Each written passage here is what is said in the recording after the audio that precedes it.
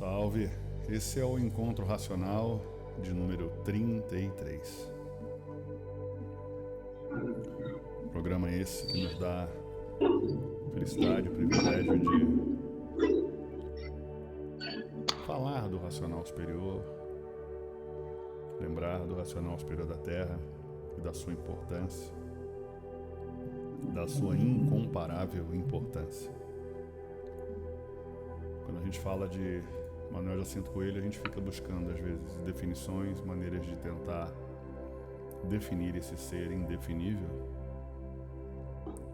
E as lembranças todas somadas, os relatos todos somados, nos trazem a certeza que já tínhamos ao público, para que esses novos estudantes possam conhecer um pouco daquilo que foi e é Manuel Jacinto Coelho.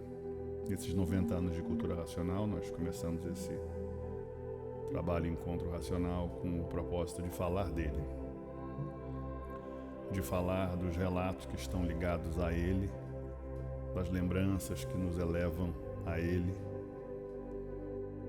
E eu acredito que o resultado que tem sido para nós, tanto no particular quanto no público, né, no bate-papo, escrevendo no bate-papo, quem escreve no bate-papo, tem sido tão especial, que essas pessoas tenham se encontrado, que tenham não só lembrado dos momentos que também viveram e das histórias que também ouviram, mas até conhecer um pouco mais das histórias de outros estudantes. Na verdade, essas histórias são particularidades de cada um viveu uma história diferente, cada um viveu um momento diferente.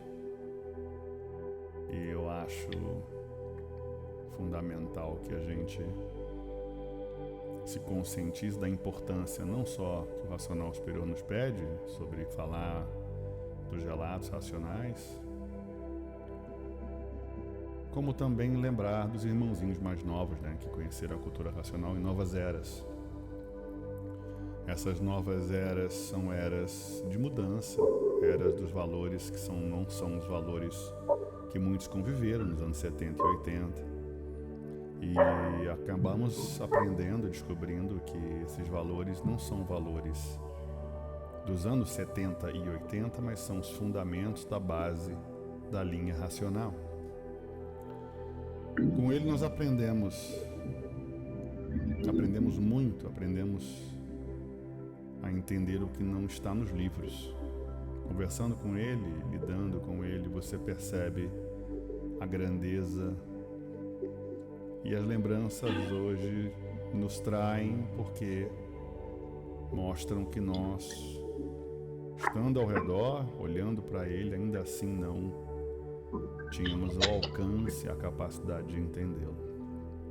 Alguns demoraram 10, 20, 30, 40, 50 anos e ainda não conseguem definir Manuel Jacinto Coelho. Esse ser é indefinível não só pela sua grandeza e pela sua humildade, mas pela pureza e pela complexidade de lidar com os seres humanos de forma tão magnífica, carinhosa, respeitosa, bondosa. E essa era dos anos 70, para quem conviveu, dos anos 80, foi uma era incomparável, porque estar ao lado dele é incomparável a esse ser que é o único, sem segundos ou terceiros. Quando falamos dele, nós apenas certificamos, comprovamos o que milhares e milhares de relatos que foram gravados nos anos 80 em vídeo já comprovavam. A presença dos habitantes do mundo racional, a presença dos habitantes do astral superior, a presença do racional superior, a presença dele que era vista em muitos estados, sem nunca ter saído da sua cadeira, da sua capacidade de ler os pensamentos de forma muito sutil e discreta, da sua capacidade de cura, de resolver qualquer problema de forma simples e discreta. E hoje, na soma de todos esses relatos, nós vemos claramente que estava além da nossa capacidade de compreensão. Muitos diziam, como eu sempre tenho lembrado, frase do João Roberto Kelly: é preciso separar o homem, Manuel Jacinto Coelho, do homem o racional superior da Terra. E eu vejo que para alguns essa foi a dificuldade. De perceber o que era óbvio, de perceber o que estava na frente de cada um, e mesmo assim tentavam diferenciar. Da inocência, da simplicidade do conhecimento de cada um, da nossa limitação visual de ver apenas aquilo que a matéria nos permite. E essas provas foram dadas de formas sutis, de formas discretas, e essas formas somadas mostram claramente que era ele, o racional superior da Terra e na Terra. Gostaria de agradecer os relatos que a gente tem gravado, agradecer os estudantes que participaram e participam desse trabalho.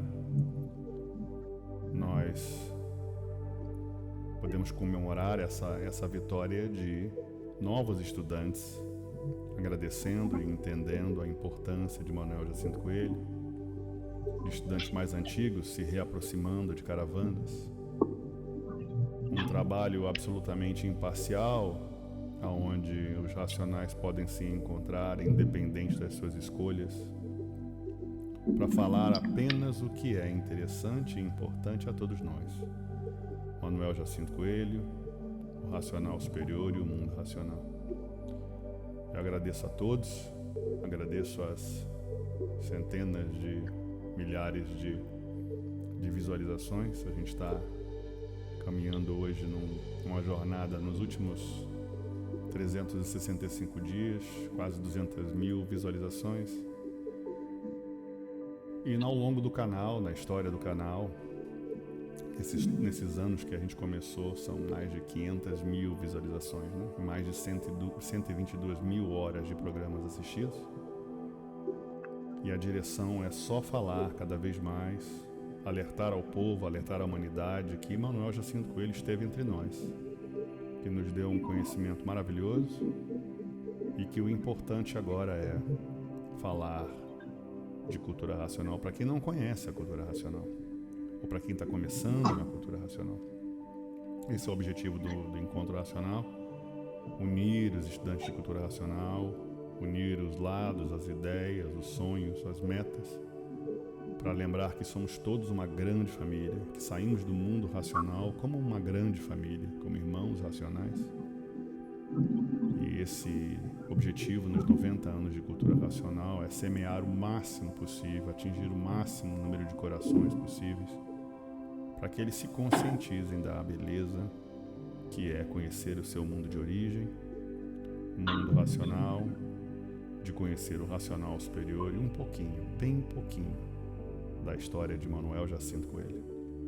No programa de hoje eu converso com Luiz Antony, conhecido como Luizinho, de São José dos Campos, São Paulo.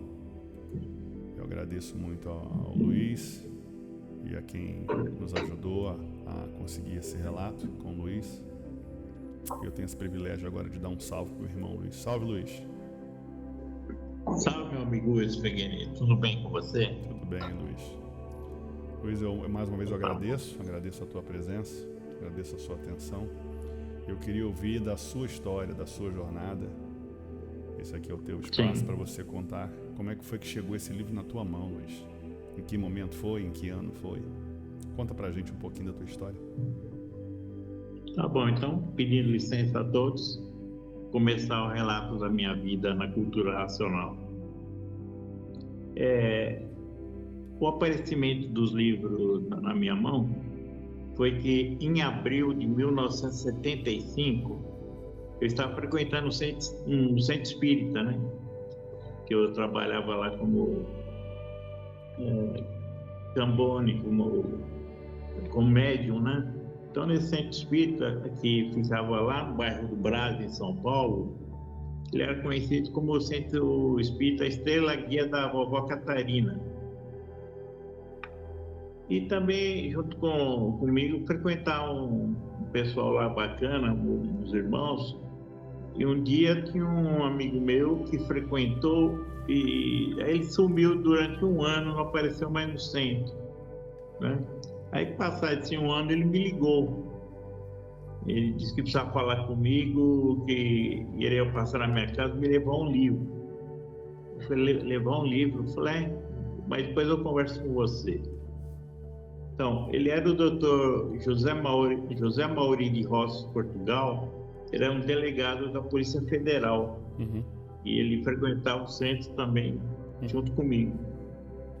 Aí ele me falou, quando esteve em casa, estava lendo o livro Universo Desencanto, que ele conheceu, e numa dessas noites ele teve uma infinidade de pensamentos que vinha na cabeça dele.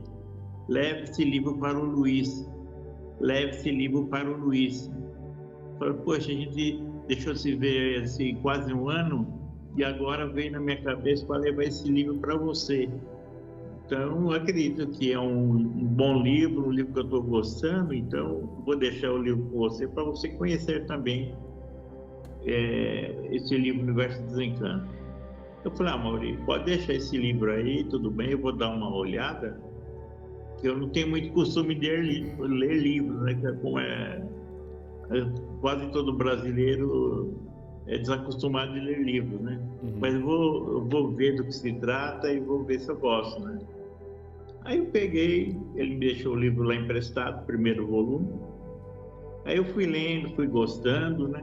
E ele foi me emprestando até o 5º volume da obra. Daí em diante eu falei, Mauri, vou fazer o seguinte, não precisa emprestar mais não, que eu vou ter a minha própria coleção, porque eu estou gostando muito desse livro e quero também ter a minha coleção em casa.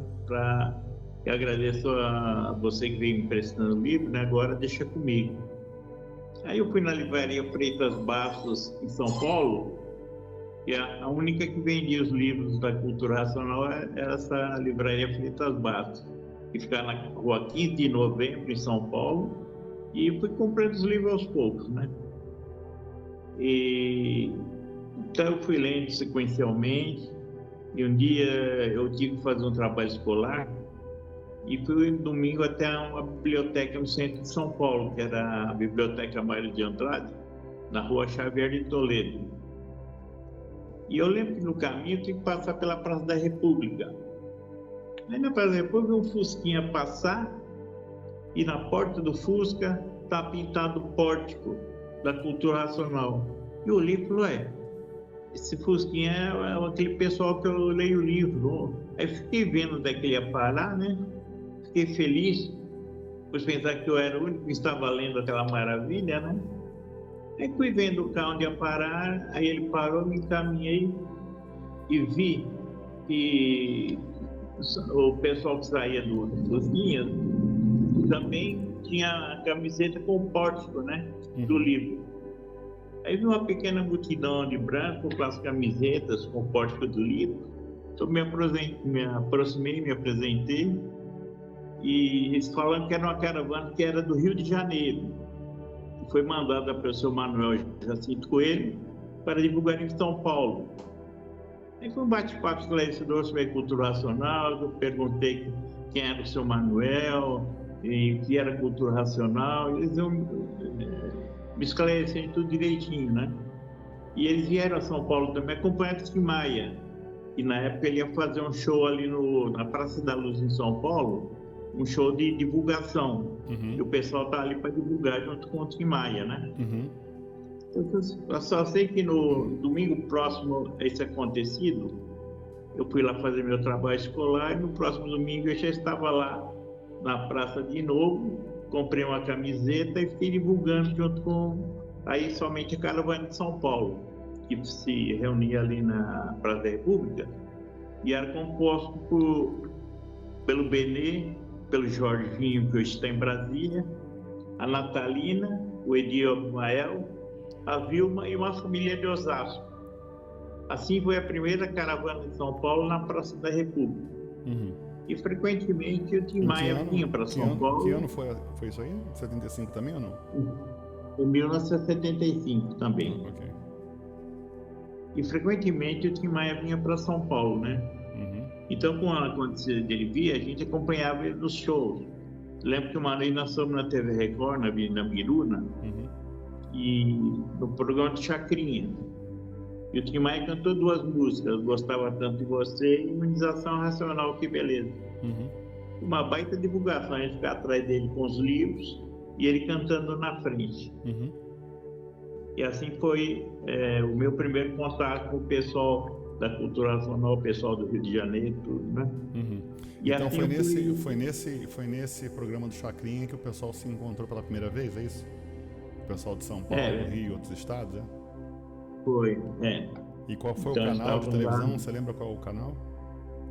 É TV Record. Na Record. Canal 7 TV Record em São Paulo. Em 75. 75. Aí eu fiquei divulgando todos os domingos junto com o pessoal lá na Praça da República, né? E um dia, já em 76, o pessoal de São Paulo ia lá para o seu Manuel e me convidou para ir junto, para conhecer o seu Manuel, né? Falei, poxa, eu quero ir sim, né? Gostaria de ir. Aí o Jorginho foi junto comigo, aí ele foi e não voltou. Por quê? Porque o seu Manuel segurou ele lá. Então foi o começo da jornada do Jorginho, foi aí. Ele começou, depois foi residente no Retiro, né?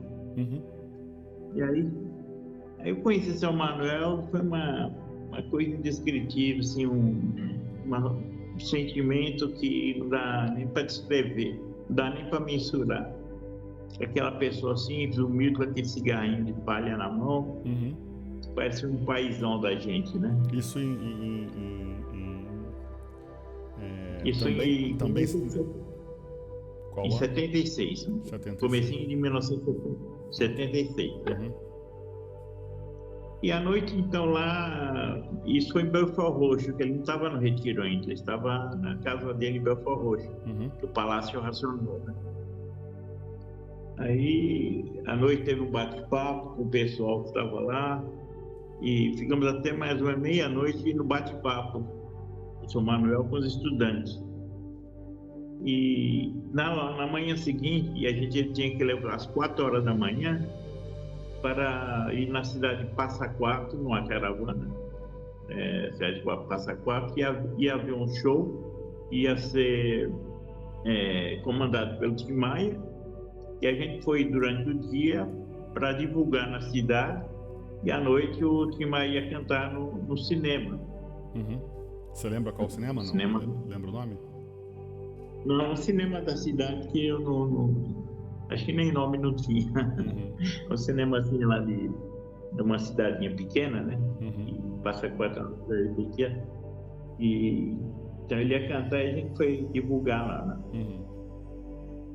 Bom, essa é a primeira vez que eu conheci o seu Manuel, porque depois do show de maio eu vim embora para São Paulo. E o pessoal voltou para o Rio. Você chegou a falar com ele a primeira vez ou só deu um salve?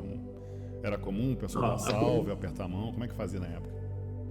A primeira vez que eu vou ser sincero com você, eu levei uma bronca dele.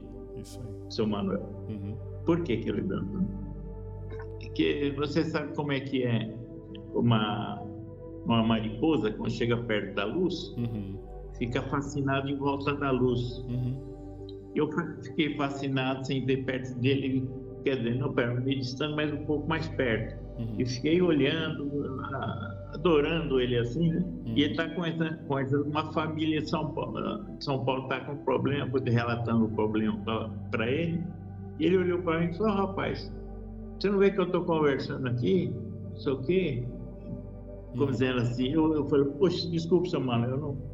Eu estava olhando o senhor, nem pensei que estava tão perto e não estou ouvindo a conversa, não. Aí eu me afastei e fiquei meio chateado por aquilo, ter levado uma bronca logo na primeira vez, né? Aí falei: puxa vida. E você estava lendo que livro nessa época? Acho que eu estava no 10º volume. Foi um tempo bom, né? Deu uma corrida boa desde que você pegou no livro no início, né? Da obra, é isso mesmo. Em um ano você leu os 10 livros, é isso? Mais ou menos isso? Isso mesmo. Então eu deu aquela vontade de ir embora para São Paulo. Falei, vocês que eu vou embora, já levou uma bronca do comandante, esperei. Mas eu falei, não, vou ficar por aqui mesmo. Aí fiquei, né, no bate-papo com eles lá. Aí, depois foi dormir. Aí quando nós levamos 4 horas da manhã para ir nessa cidade de Passa Quatro, seu Manuel já estava de pé. Ele chegou perto de mim, fez umas piadinhas, brincou comigo. Falei que já desfez tudo aquilo, né? Tirou da minha cabeça aquela angústia que eu estava. E muito bacana, seu Manuel, assim, parece um paizão da gente mesmo. Parecia, não então, era? Ele literalmente era um pai da gente. É um paizão grande mesmo. Nossa. Só com o tempo ele foi conhecendo quem ele era. E é verdade mesmo. Eu acredito que principalmente nessa primeira etapa, como era maravilhoso, né? Essa facilidade que vocês tinham em Belfort Roxo de chegar perto e conversar, né? Porque em pouco tempo ninguém conseguiria fazer isso mais. E naquele tempo a gente não tinha nem a mensurar, né, quem ele era, assim, sim, exato. O poder dele, né? Ficava assim mais tentando entender quem ele era, né? Verdade. Então, e o mesmo quando a gente chegar perto dele, parece que os pensamentos que vinham em você, parece que sai fora da sua cabeça, você fica sem ação. Eu entendo. Parece que tudo aquilo que jogava na sua cabeça, pensamento, imaginação, parece que parava tudo, né? Perto dele. Dava tipo um branco, né? Você ficava sem palavras, né? Branco. Eu entendo. Exatamente. Isso já aconteceu comigo, mas não perto dele, mas perto de um ser superior, de uma força superior que me provou literalmente que o pensamento é externo, né? Porque eu não sabia o que falar, parecia que eu não tinha aprendido mais a falar, e logo eu que falo tanto, né? Fiquei completamente sem palavras, assim. Então eu entendo perfeitamente o que você quis dizer. Porque a gente é movido ao pensamento, imaginação, tudo isso que foi transmitindo na nossa cabeça, a natureza, Exato. Os invisíveis. Né? Agora os invisíveis deles se afastam. Então, os eflúvios que vinham na sua cabeça, você cessou também, né? Então, e agora? É engraçado. Bom, e teve uma segunda vez que eu fui lá no retiro também, mas aí já fui no retiro mesmo. Na segunda vez que eu fui lá em Belfort Roxo, ele já não estava mais lá em Belfort Roxo, ele já tinha ido embora para o retiro. Ah, você foi primeiro em Belfort Roxo, ele não estava lá, depois você foi até o retiro, é isso? Fui até o retiro, porque tinha passado os meses da primeira vez que eu fui a Belfort Roxo. Aí o pessoal falou, olha, ele não está mais aqui, já foi embora para o retiro. Eu falei, onde é esse retiro? Aí passou na casa do Sr. Manuel, o Porfírio, o professor Porfírio, não sei se você lembra dele. Lembro, claro que é. Porfírio é amigo da família. Então, aí conheci o professor Porfírio e falou, olha, eu estou indo lá para o retiro, se você quiser ir comigo, eu dou uma carona para você. Eu falei, opa, vamos lá então. Aí eu entrei no carro e ele me levou até o retiro. Aí achei bonito o retiro nacional. E lá no retiro só tinha a casa do pai, uma casa bem humildezinha, assim, não era como é hoje, né? Claro. Era uma casa menor, né? Tinha a cantina, a piscina e o casarão, que era na entrada do retiro. E então eu fiquei lá com eles, tudo, e fiquei colaborando lá no retiro, fazendo alguma coisa lá. E também fui falar com o Sr. Manuel também. A gente conversou um pouquinho, ele falou, fica aí à vontade. Aí eu estava lá embaixo com o pessoal, com os residentes lá do retiro, e estava ajudando a limpar a piscina. Aí foi me dando uma fome, era já a tardezinha. Eu falei, poxa, onde é que eu vou jantar, né? Porque por aqui não tem nada perto aqui, né? E estava escurecendo já. Falei, bom, eu vou aguentar hoje a fome, amanhã cedo eu procuro um comércio aí por perto e eu saio para comer. Uhum. Aí qual foi minha surpresa? Que eu estava limpando, ajudando na piscina lá, um dos residentes veio me chamar. "Ô, o seu Manuel está te chamando lá na casa dele." Falou, aí, o que será, né? Aí eu subi lá, o pai me recebeu e já foi falando, ô meu filho, tem um prato de comida aqui para você. Aí me trouxeram um pratão cheio de arroz, feijão, carne e tal, uma delícia, que tinha sido feito pela dona Yolanda, esposa do seu Manuel. Uhum. Aí eu sentei com os meninos lá residentes, já estavam jantando, Uhum. até ele brincou, ó, toma cuidado do seu prato, que o tenente vai comer o prato dele e vai querer comer o seu também. E aí foi O aquela tenente era brincadeira. comilão, é? E comilão. Ele comia mesmo, comia, às vezes no café ele comia os pão dele, depois comia o pão do outro também. Uhum. Aí só Manuel brincou com ele. E assim foi indo, né? Ele morava com a Aí- esposa e com as filhas, a família toda lá, morava em 77 por aí? Mas ele só tá com a esposa. Só com a esposa. Família, não, os filhos não. Ah, tá. Não tinha nem filho dele lá. Foi mais pra frente que a Tininha foi lá pedir pra entrar Nos no anos retiro, 80, né? no meio dos anos 80. É. E aí eu conheci o filho dele também, O Atílio, né? do São Manuel, o Atílio, Uhum. né? E um dia eu estive lá e conheci o filho dele. Uhum. E aí voltei para São Paulo e soube que o filho dele, um filho mais novo do São Manuel, Uhum. tinha falecido, Uhum. Sim. que ele tinha uma moto Uhum. e o São Manuel falou, essa moto, meu filho, você vende porque vai te causar problema, Uhum. né? Isso aí é uma bomba sobre duas rodas. Uhum. E parece que pediu para ele vender. Aí a mãe do menino, a esposa do seu Manuel, Uhum. ela pegou e comprou um carro para ele, um Dodge Chrysler, né? Uhum. Aí seu Manuel olhou para ela e falou, olha, você acabou de dar a morte pro seu filho.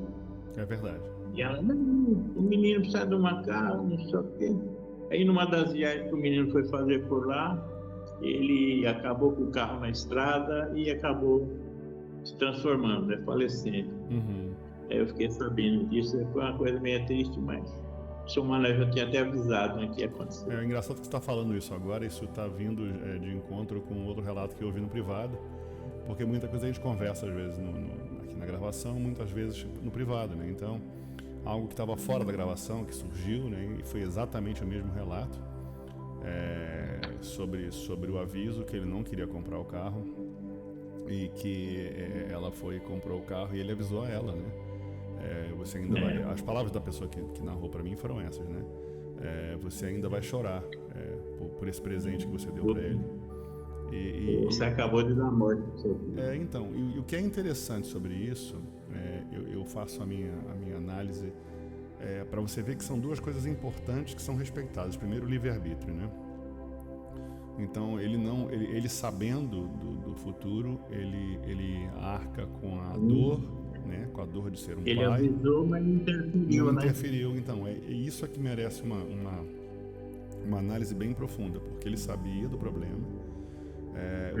O que nos remete também ao mundo racional, né? A mesma coisa, sabia do problema, ele avisou, mas a dor dele de pai, né? Ela não é poupada, porque ele sabia do problema. Então, como deve ser difícil para um ser superior, né? Para saber das coisas que te fazem triste, né? Que te faz mal, e mesmo assim continuar, né? Então, ele aceitou o livre-arbítrio da esposa, né, para agradar o filho e acabou sofrendo também com isso, né?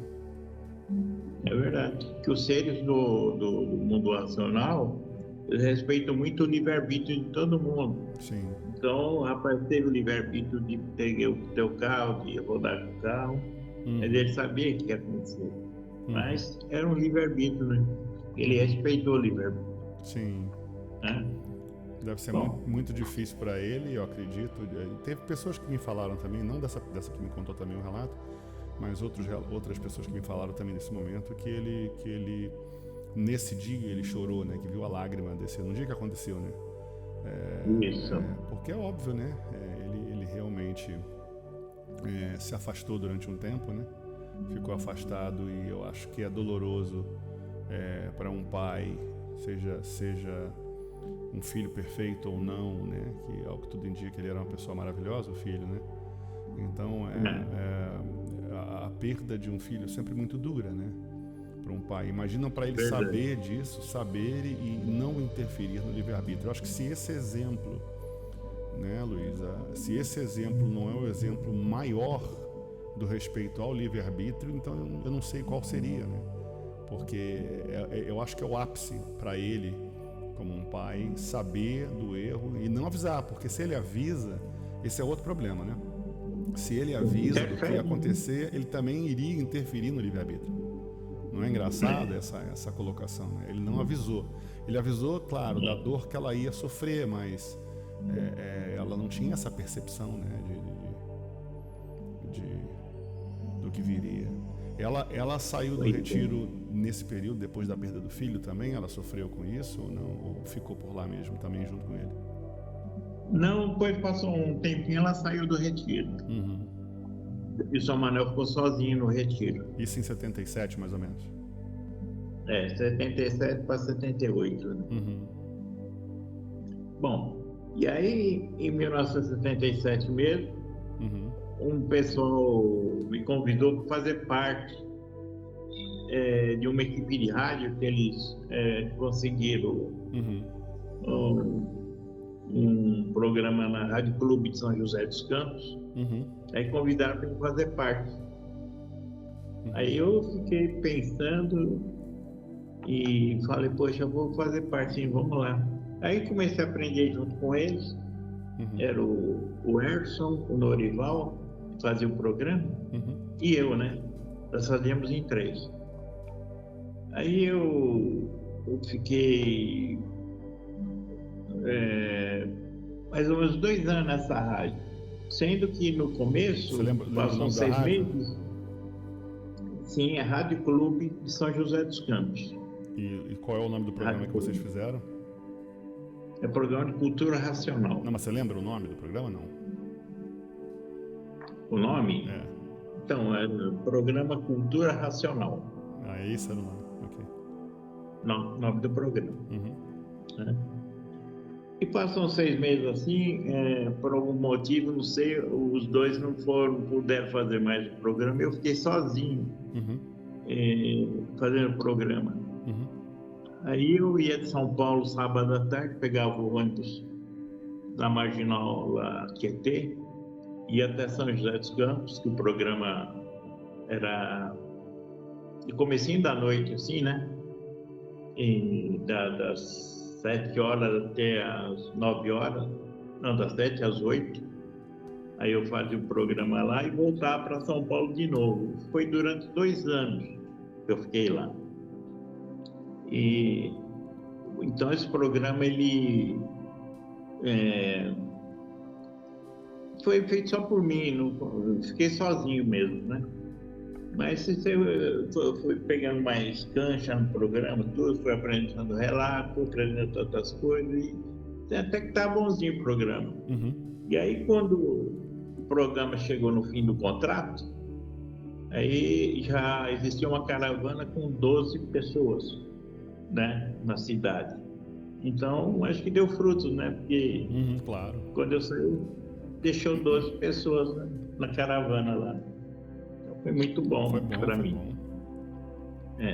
E sem contar das pessoas que você não conhece, que não foram para as ruas, mas que estão interessadas, ouvindo, estudando. Tem mais isso também, né? Exatamente.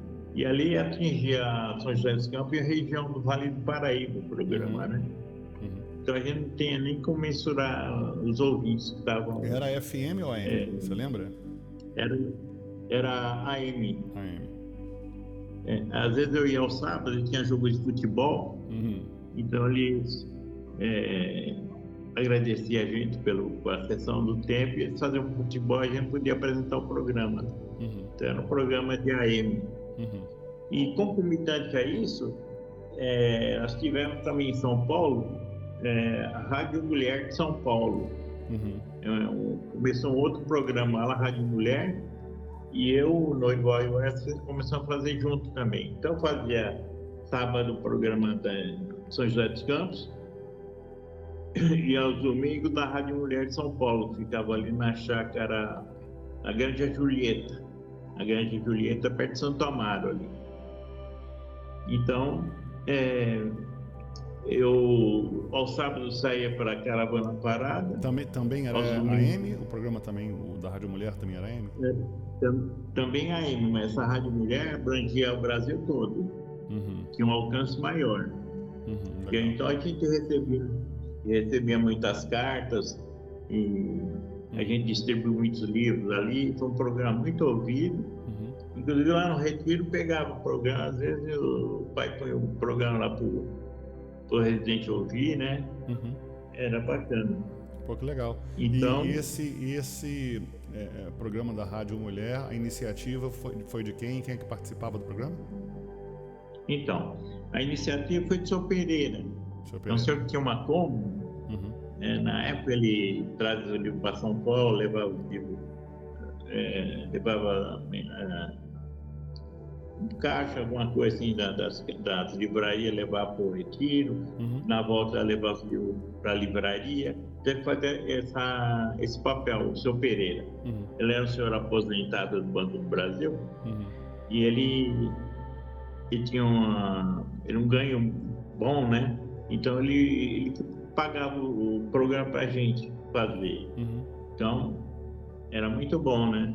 Então ele, tanto o José como lá na Rádio Mulher, ele se arrumou para a gente fazer. E a gente fazia o programa. Eu acho interessante que essa iniciativa de marketing nacional, de usar as rádios, né?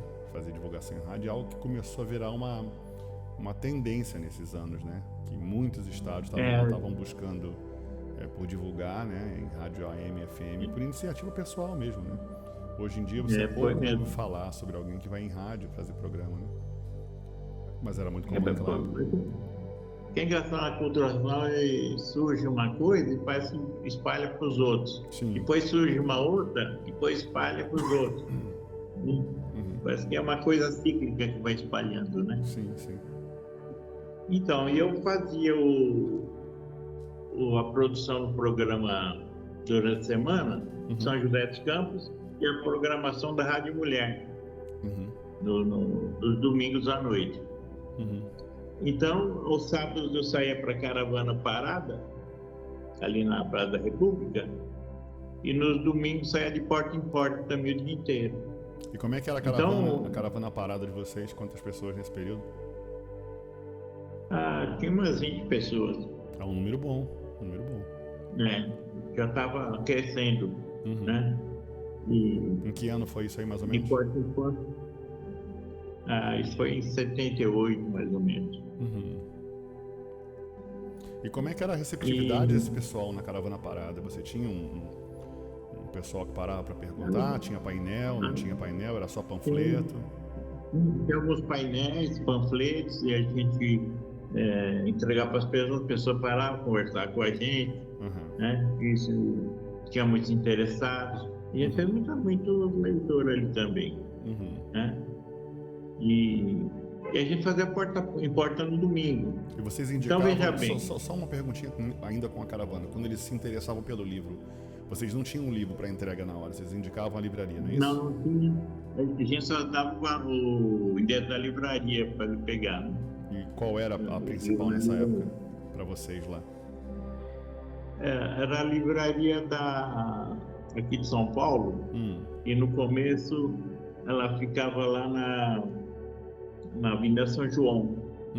Depois ela mudou lá para Galeria Nova Barão, na Rua Barão Tapetininga. Então era o único ponto de venda que a gente tinha, os livros ali na época, né? Então eu fui fazendo como eu te falei, eu fazia a produção dos programas durante a semana, dos 2 programas, e ia à tarde lá para São José dos Campos, aí saímos às 10 horas da noite lá de São José, vinha para São Paulo, aí no domingo ia de porta em porta o dia inteiro, e chegava à noite e ia no programa da Rádio Mulher. quer dizer, é uma correria muito grande, né? Aí foi batendo cansaço, mas é uma coisa gostosa. Eu estava fazendo o que eu gostava, né? Claro, claro. De fazer. Aí minha mãe esteve no retiro racional, aí o seu Manuel recebeu ela, estavam conversando, e ele falou assim, olha, dá um recado para o Luiz. O racional superior está muito contente com a dedicação dele para a fase racional. Que bom. Mas diga para ele que quem muito corre, come cru. Entendeu? Por quê? Porque está fazendo muita coisa e está deixando um pouco a leitura de lado, está divulgando muito, colaborando muito. Entendeu? Aí, você vê, até para trabalhar a fase racional tem que haver o equilíbrio, né? Claro. Fazer tudo naturalmente, sem correria, sem cansaço. Claro. Então, eu achei isso interessante, né? Não, é um ponto maravilhoso, porque, na verdade, você vê que na visão racional, a divulgação ela é importante, assim como a colaboração é importante. Mas até para isso tem limite e até para isso tem equilíbrio, né? Então é uma análise muito boa para a gente avaliar essa mensagem que ele te passou, né? Limite. A gente é equilibrado em tudo, né? Sim. Tem que se equilibrar em tudo, até na forma de trabalhar também. Então, e com o tempo também eu fui ficando sozinho lá na Rádio Mulher. Eu comecei em 3, depois fiquei sozinho. E era uma rádio grande, né? Uma rádio que pegava o Brasil todo, uma responsabilidade muito grande. Sim. Que recebia muitas cartas, né? Sim. E aí eu acabei conhecendo a Nilza Lopes, era uma pessoa inteligente, né? Tal. E eu convidei ela para ajudar. Falei, você não quer ajudar lá no programa, na Rádio Mulher? E você é uma pessoa assim, bem preparada, está estudando e tal. Se quisesse, podia me ajudar no programa. E ela estava começando nos estudos ou já estava já há algum tempo? Começando, né? Não, estava começando os estudos. Estava com 1 ano de estudo, mais ou menos. Aí ela falou para mim, Luiz, eu vou ouvir o seu programa e depois eu vou dar minha resposta. Falei, tudo bem. Se você quiser, estou lá, a gente vai fazer o programa junto. E foi combinado assim. Ela ouviu o programa, depois de ouvir o programa, ela enviou uma cartinha para mim, detonando o programa. Ela disse que o meu programa não havia bicho doutor que aguentasse ouvir. Por quê? Porque é muito simples, eu fazia um palavreado racional.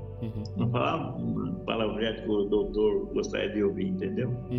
Então a Nilza ela era muito estudada, então ela gostava de falar difícil, de palavras mais rebuscadas. Né?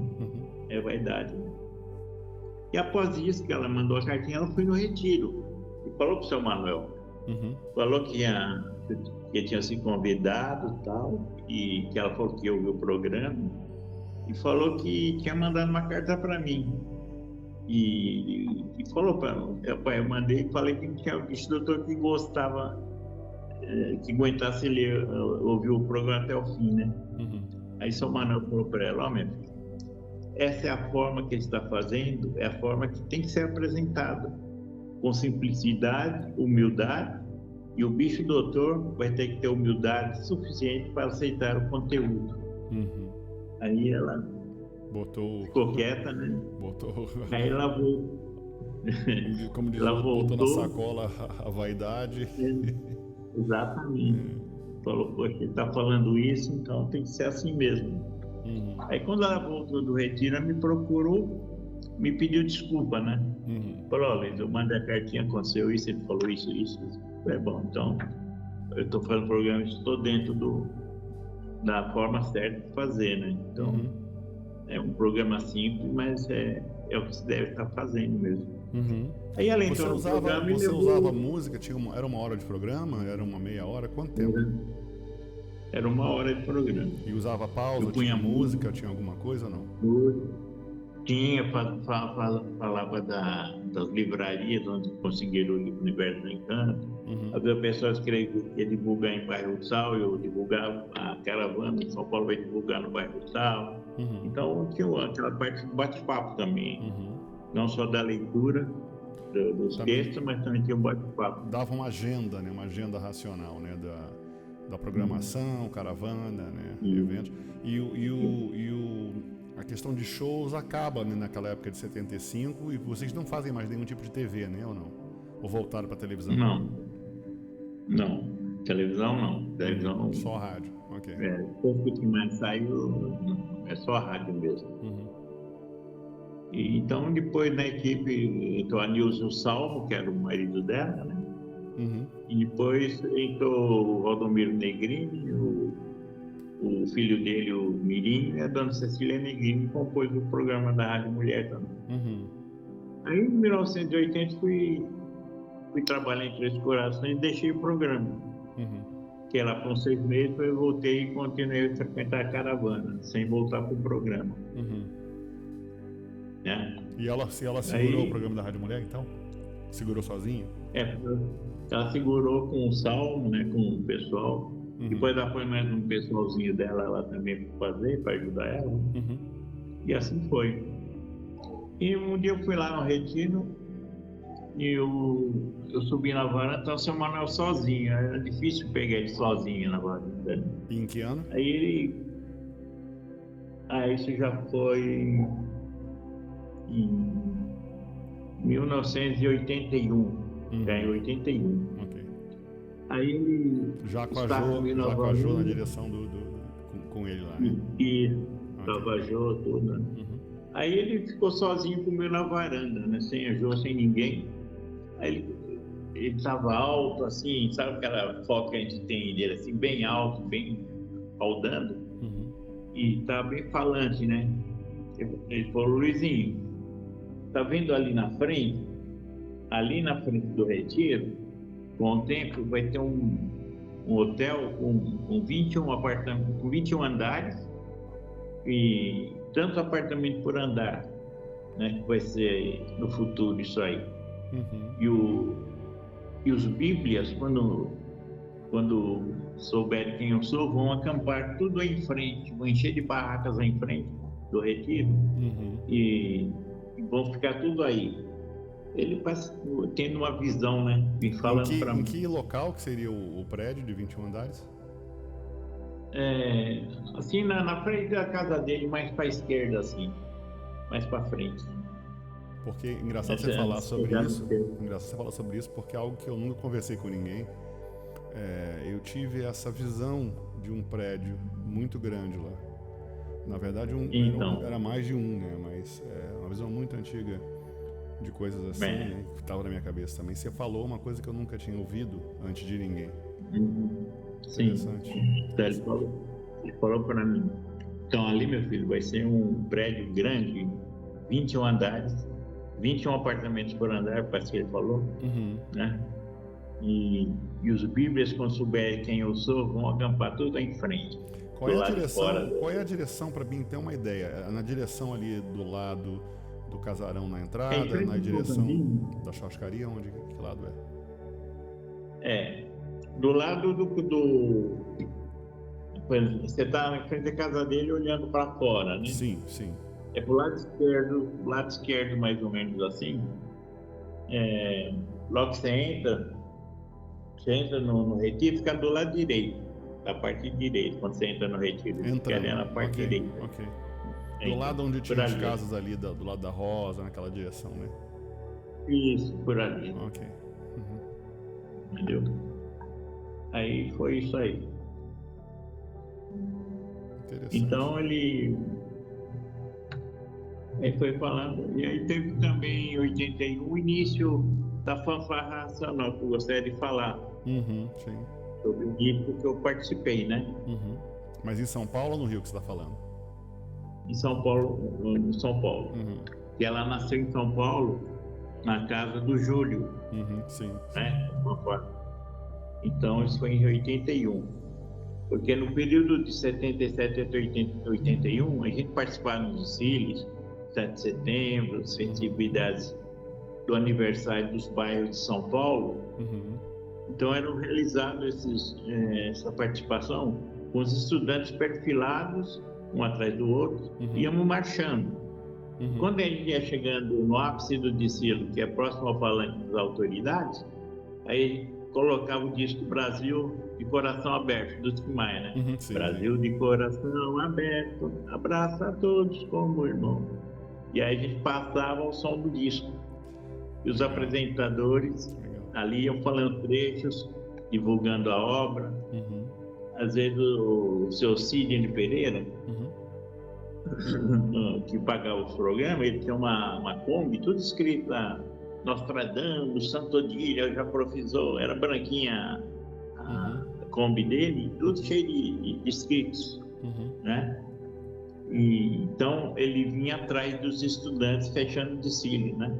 Então a gente passava ele atrás com a Kombi dele. E um dia também nós participamos de um desfile na Zona Leste, e o rapaz subiu em cima da casa e fotografou a gente. Então, tinha o nosso pessoal passando, tinha a perua do seu Pereira, e logo atrás uma infinidade de estudantes, mas tão grande. Eu falei, nossa, mas o seu Pereira é o final do desfile, e esse pessoal tudo atrás dele, tudo estudante com o livro na mão, parecia que fazia parte do desfile. Falei, isso aqui não é possível, isso aí são nossos irmãos que vieram dar uma força para nós, não é possível. É interessante. Essas materializações são diversos relatos que a gente já ouviu isso, né? De quantidade de estudantes que aparecem no meio de uma divulgação, e as pessoas não têm consciência, né? Porque tem muita gente lá e não vai imaginar que quem foi que chamou, né? E sai perguntando um a um, mas que eram habitantes materializados. Né? E a gente vê mais à frente na cultura racional, depois de muitos e muitos anos, que ele fala sobre isso, né? Dessas materializações para ajudar nessa divulgação racional.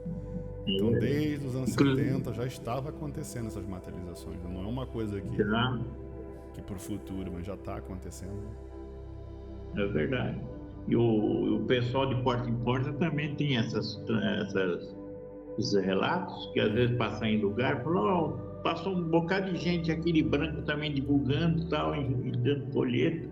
Falou, quando? Agora há pouco passou aqui, deve estar dobrando a rua ali. Exatamente. Nós olhamos, não tinha ninguém. Exatamente.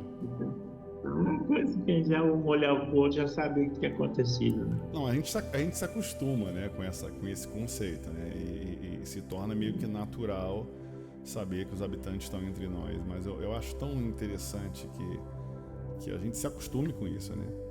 De saber, não, a gente está divulgando agora quem é que veio aqui antes, né? Então, eu ouvi um outro em Minas, né? O pessoal seguindo para a direita, aí uma pessoa se perdeu um pouquinho, porque se distraiu com alguma divulgação, batendo papo com alguém na rua, né? E fazendo divulgação, e se distraiu da banda. Aí perguntou, né? Para onde é que foi a banda? A própria pessoa que estava na rua, né? Falou, eles subiram, tem um pessoal que subiu a saladeira aqui e outro que seguiu na direita. Aí ela foi no impulso, entendeu? E seguiu na direção dela e encontrou. Quer dizer, a caravana jamais foi na outra direção, entendeu? Então tem sim, com certeza. Eles trabalhando aí no espaço, trabalhando aqui na Terra, materializando. E eu acho que vale até a pena, viu, Luiz? Vale a pena a gente começar a olhar para as caravanas com um pouquinho mais de um olhar mais aprofundado, mais detalhado, porque pode ser que alguém que está ali, de repente, talvez não seja, né, uma pessoa que você imagina que seja, né? Então, acontece, né, dessas visitas. A gente ouviu tantos outros relatos, né, inclusive um dos últimos relatos que eu gravei, um irmão nosso também falou sobre isso, né, sobre correções na caravana, né, que o povo vem, orienta, e tem um ou outro que vê, né, tem sempre um ou outro que vê e tem esse bate-papo já mais comum, porque já se acostumou com essa ideia e orienta os demais. Mas eu acho maravilhoso saber que eles estão entre nós mesmo. E fora as vezes que a gente, por exemplo, como aconteceu comigo, estava indo para encontrar a caravana, para fazer porta em porta, e eu estava sozinho esperando o ônibus. Aí assim, tinha um forte cheiro de cigarrinho de palha, né? Olhei para lá, olhei para cá. Aí me veio na cabeça que era o seu Manuel que está perto ali. Veio na minha cabeça, poxa, o pai. Então, acontece isso também, né? Da gente sentir a presença deles perto da gente. Ele tem um vídeo gravado que ele fala sobre isso, né? Que para não assustar, e para se fazer notar, né, que ele está presente, sem vem o cheiro do cigarrinho de palha, né, provando que ele está presente. Exatamente isso. Uma alegria muito grande. Sim. Então, e com tudo isso, nossa participação nesses eventos, que era cada vez maior, aí veio um dia na minha cabeça, falei, poxa, e se a gente fizesse uma fanfarra, né? Seria boa participar do evento, que a gente é convidado. A gente vai só com o disco, né? E talvez, sei lá, né? E aí eu pensei que era só eu que estava recebendo esses pensamentos. Mas o Júlio veio e falou a mesma coisa. Falou, Luiz, veio na minha cabeça pra gente fazer fazer assim uma fanfarra, alguma coisa pra gente participar dos desfiles, né? Aí eu falei, pô, que interessante. Então, sabe como uma coisa que aconteceu, parece que vinha na cabeça de um, de outro, assim, para o negócio ir se encaminhando, né? Sim, uma comprovação dos dois, né? Uma orientação dupla para que houvesse uma comprovação, né? Os dois com a mesma orientação, né? Então, o Júlio falou, Luiz, eu tenho uma bateria em casa, eu vou pensar direitinho no que eu vou fazer. Aí eu tava assim, falei, poxa, eu vou falar com outros colegas da caravana. Eu falava para um e para outro, olha, a gente tá a fim de fazer uma fanfarra racional, o que vocês acham? Ele falou, não, fanfarra racional é coisa de bicho, isso aí não tem culturação, não tem. Tirou da cabeça, assim, falou, poxa. Tem que anotar o nome dele para você ligar para ele e perguntar, escuta, você ainda tá com a mesma ideia? Você vê. É a divulgação mais importante, mais significativa. Falando em termos de divulgação, você sabe, né, que uma divulgação de porta em porta, ela tem um peso, mas com a banda ela tem outro, né? Então a banda é fundamental. Nossa. Os acordes, tudo aquilo chama atenção. Sim. Espanta as cargas também. Então, aí o Júlio falou, tem essa bateria em casa, e ele encontrou um rapaz que é um instrutor de fanfarra desempregado, Roberto. Aí vieram acontecendo de uma forma que o Roberto falou, não, se quiser eu treino vocês. Aí foi na casa do Júlio, desmontou a bateria, aí deu uma peça para cada um ficou com pratos, ficou com atabaque, outro ficou lá com o bumbo, outro ficou com a caixa, e assim começou o início da cultura racional, foi na casa do Júlio com uma bateria desmontada. A gente vê a banda hoje, como é que está, claro. E a gente se remete àquele tempo. E eu tava justamente visualizando esse processo, porque eu achei super engraçado que você vai montar uma fanfarra de uma bateria, né? Eu acho, é óbvio que estão ali os elementos, mas você não imagina isso, né? Então não imaginava, né? É totalmente fora assim, da realidade, mas olhando para a banda hoje, óbvio, né? E olhando para o início dela, né, como fanfarra, eu estava visualizando aqui o bumbo, né, na frente, né, tocando na frente da banda, no peito de quem está levando o bumbo, né? E eu estou visualizando a bateria dele desmontada e fazendo. O bumbo também era no peito naquela época? Ou vocês, como fizeram a fanfarra, ou carregava igual esse do tipo de Não, forró? no início a gente ficava sentado na casa dele, cada um no sofá e com coisa de lado, batendo e ensaiando. Mas não chegaram a desfilar marcha na época, né? Treinar a marcha, não. Até aí não, né? Porque a bateria não dava ia sair com os instrumentos, né? A gente ficou um tempinho na casa dele, e então era eu, o Júlio, a Célia e a Maria Aparecida Paludete, que era filha do Paulete, e o Manuel Davi, né? E então a gente começou na bateria, e depois a gente pediu autorização para o São Manuel, se ele pudesse comprar os instrumentos, ele dava licença para a gente comprar. O que ele achava da ideia da gente comprar esses aparelhos, esses instrumentos, né? E, e concomitante a isso, a gente também, nas festividades, a gente fazia um conjuntinho de forró, que era eu, o Manuel Davi no sanfona, o Júlio no zabumba, eu no triângulo, a Célia no rec-rec e a Cida no gogô. Então a gente fazia um showzinho racional, divulgando conhecimento, né? Mas então, na rua, parado? Em que situação? Eu não visualizei. Na rua. Na rua. É porque eles faziam umas festividades na tipo avenida, festa né? junina ou algo assim? Exatamente. Chamava a gente, né? Vamos lá, vocês vão se apresentar, tal. Então eles gostariam de se apresentar, porque era mais uma atração para eles, e a gente aproveitava e divulgava também, né? Cantava o quê? Então, Jacques do Pandeiro na época ou não? O que vocês cantavam no forró? O Mané Davi tem música racional também dele, né? Cantava as músicas dele, cantava a música do Luiz Gonzaga, do Jackson do Forró, de todo mundo, né? Então, faz uma mistura ali dos ritmos lá. Claro. Em música.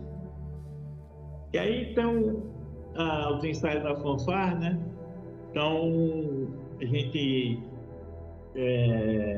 começou a ter acesso aos instrumentos. O Sr. Manuel autorizou a compra, né? Falou, vocês compram os instrumentos para vocês e compra também para o retiro, né? Então nós ficamos todos contentes, além de aprovar, né? Ainda pediu para comprar para o retiro, para treinar o pessoal do retiro, né? Então ficamos lá em São Paulo e ficou o pessoal do retiro para quando o Roberto fosse para o retiro ensaiar o pessoal de lá. Então, os estudantes que eu tinha falado, né, que não ia ter fanfarra, aí eu falei, olha, o Sr. Manuel aprovou e gostou que a gente teve a ideia da fanfarra e a gente vai começar a comprar os instrumentos.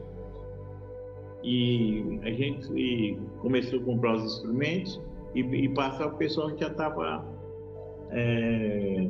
fazendo parte, né? Aí os outros também quiseram fazer parte, falaram, então o Sr. Manuel aprovou, então eu quero participar também. E foi entrando gente, né? Foi aumentando um pouquinho.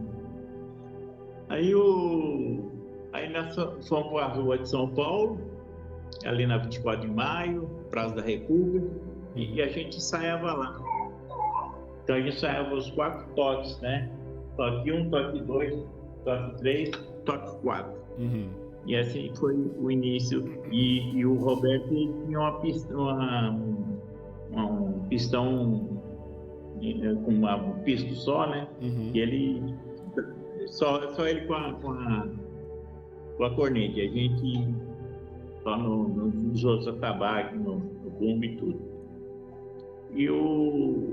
Aí chegou a hora de levar os instrumentos para o retiro também, né? Que o Roberto, o instrutor falou, eu vou aproveitar para fazer uma visita, vou junto com vocês para o retiro, vou aproveitar e levar os instrumentos lá para treinar o pessoal do retiro, né? Aí tudo bem, foi. Aí chegando lá, nós subimos lá para a casa do Sr. Manuel e ele foi junto e nós apresentamos. Sr. Manuel, esse aqui é o Roberto, que é o instrutor da fanfarra, né? E nós compramos instrumentos aqui para o retiro. E o Roberto falou, pai, eu vim trazer os instrumentos que é para treinar o pessoal da fanfarra aqui no retiro. Aí o pai olhou para ele e falou, o quê? Fanfarra? Não, pode guardar os instrumentos, na cultura racional não tem esse negócio de fanfarra, não. Aí o Roberto pirou, né? Falou, nossa, ele pediu para comprar, a gente trouxe, eu acho que não tem negócio de fanfarra, não estou entendendo nada. Aí ele desceu, né? Ficou lá perto da piscina, ficou meio bravo e falou, eu vou voltar para São Paulo, não vou ficar nem mais um minuto aqui. Aí bravo, né? Aí a gente pegou, acalmou ele, falou, tira isso da cabeça, alguma coisa tensa, a gente vai ficar sabendo depois o que aconteceu aí. Fica tranquilo, né? Amanhã a gente retorna tudo junto para São Paulo. Aí, mais calmo, aí convidaram para colaborar no chiqueiro dos porcos. Então ele estava lá todo sujo, lidando com os porcos no chiqueiro, e vem um residente lá de cima. Quem é Roberto aí de São Paulo? Ele falou, sou eu. Falou, o pai pediu para os distribuir os instrumentos e começar a treinar o pessoal. Vixe, foi uma alegria total. Saiu do chiqueiro. Primeiro colocou ele no lugar dele para baixar o ego. Aí depois, porque trabalhar no chiqueiro só para baixar o ego mesmo, né? Tem um outro estudante que eu conheço também, que até hoje ele não abaixou o ego, que ele também colaborou no chiqueiro, entendeu? Também de São Paulo. É um exercício maravilhoso, entendeu?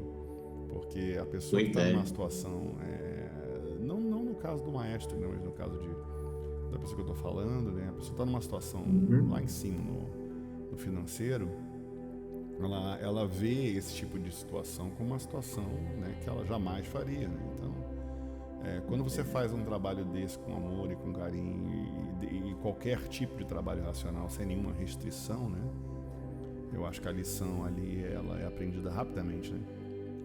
Então talvez ele tenha se colocado num lugar mais humilde de ter que rever os pensamentos dele, as ideias, né? Se falou que se falou que não é, então é uma questão de respeito, né? Então... E mostrou humildade também, né? De ter ficado, de ter ido lá colaborar. Sim. Tudo isso acho que são maior que Zé nele também. Bom, aí foi crescendo cada vez mais e com o tempo fui me afastando, né? Falei, bom, o meu quinhão, minha colaboração eu já dei, né? Agora vou partir para outros desafios. Aí apareceu um novo desafio, né? Em 87, no segundo semestre, um grupo de estudantes começou o programa, também bancado pelo seu Pereira, né? Aqui em São Paulo, né?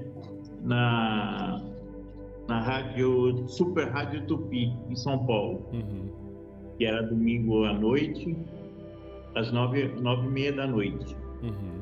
Da 9h30 às 10 no início, depois foi 1 hora depois, das 9h30 às 10h30.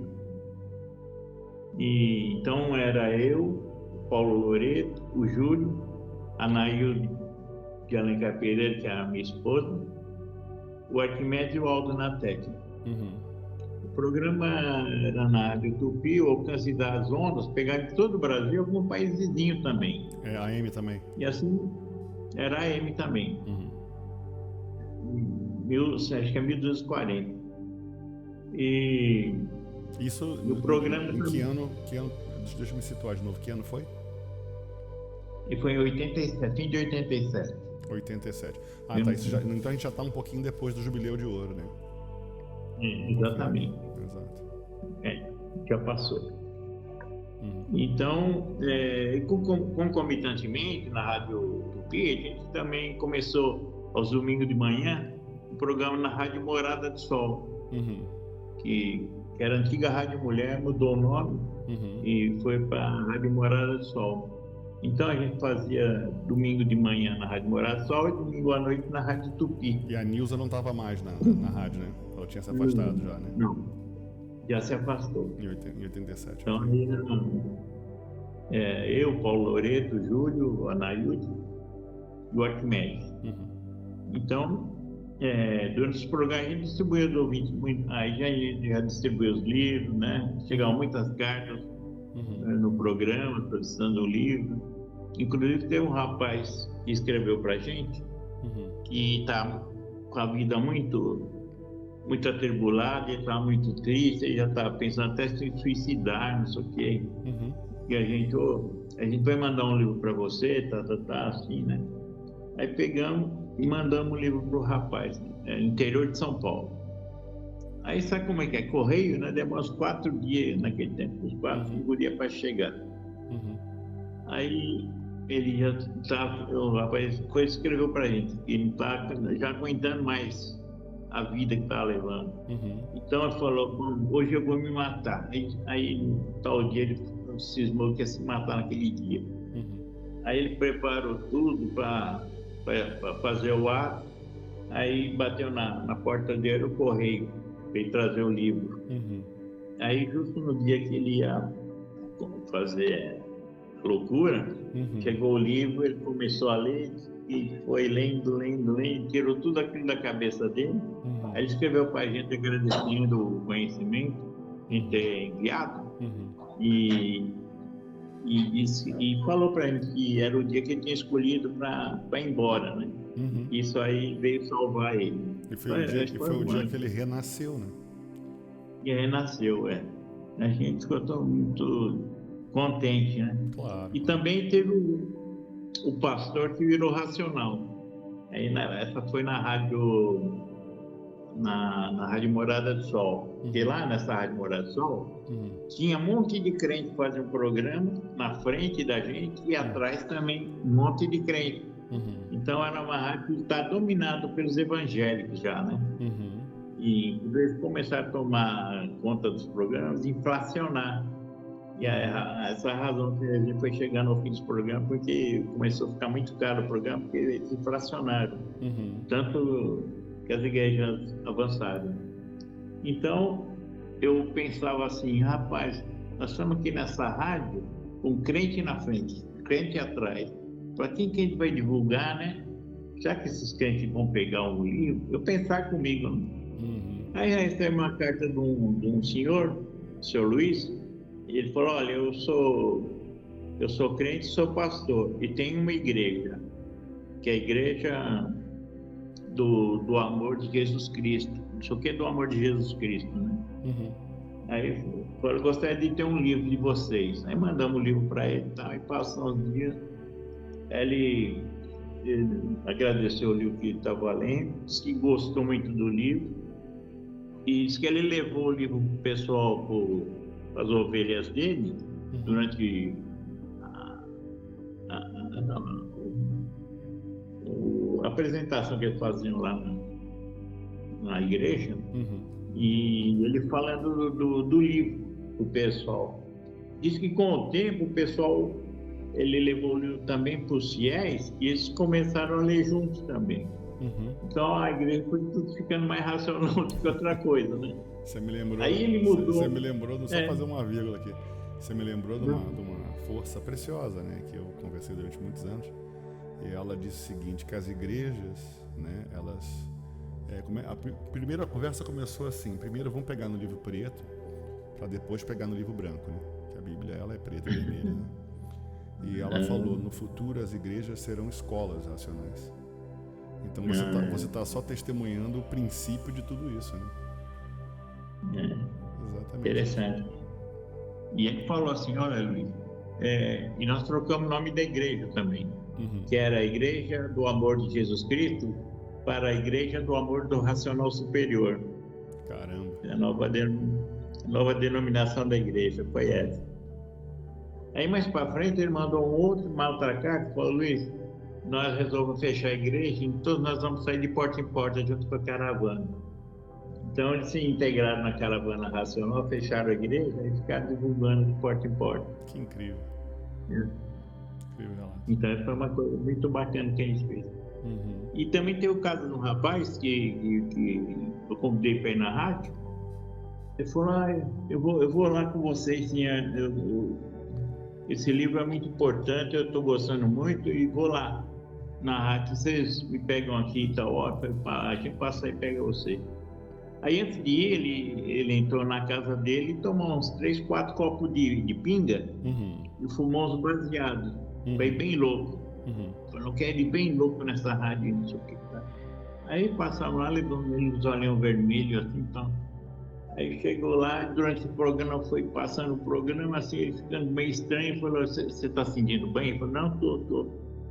Aí quando terminou o programa, ele falou, olha, eu ia falar uma coisa para vocês, eu fiz isso antes de vir aqui pro programa, e durante o programa, aquilo que eu estava sentindo, passou aquele barato todo, me saiu do corpo, eu não sei explicar, eu tô somzinho, parece que eu não tomei nada. Falei, mano, teve uma limpeza aí racional, né? Tirou as cargas dele lá e ele ficou numa boa. Para você ver que até a força da energia racional, ela limpa, né? Ela limpa tudo isso. Tira o efeito do álcool, do entorpecente, né? Talvez seja esse um dos caminhos para explicar as centenas de ex-viciados, né, em entorpecentes, onde o órgão aí da prefeitura veio trazer essa homenagem a Manoel Jacinto Coelho, né, agradecendo pela quantidade de curas, né? De transformar vidas de pessoas que eram viciadas e largaram as drogas sem nenhum tratamento, de forma natural, com a leitura do livro Universo e Desencanto. Né? Então, essa é uma prova imediata, né, de transformar uma vida. Bom, enquanto isso, começou as obras no Retiro Racional, né? Já, eu estou falando isso aí a partir de 82, 83, começou as obras, 81, 82, está no Retiro Racional. E aqui em São Paulo a gente colaborava com materiais de construção, com as ferramentas, tudo. A gente mandava toda semana para o retiro e uma turma contribuir fisicamente lá naquelas obras, né? Fazia uma vaquinha ou era a Tefa mesmo que pagava? Como é que ajudava nas obras? Comprava o material?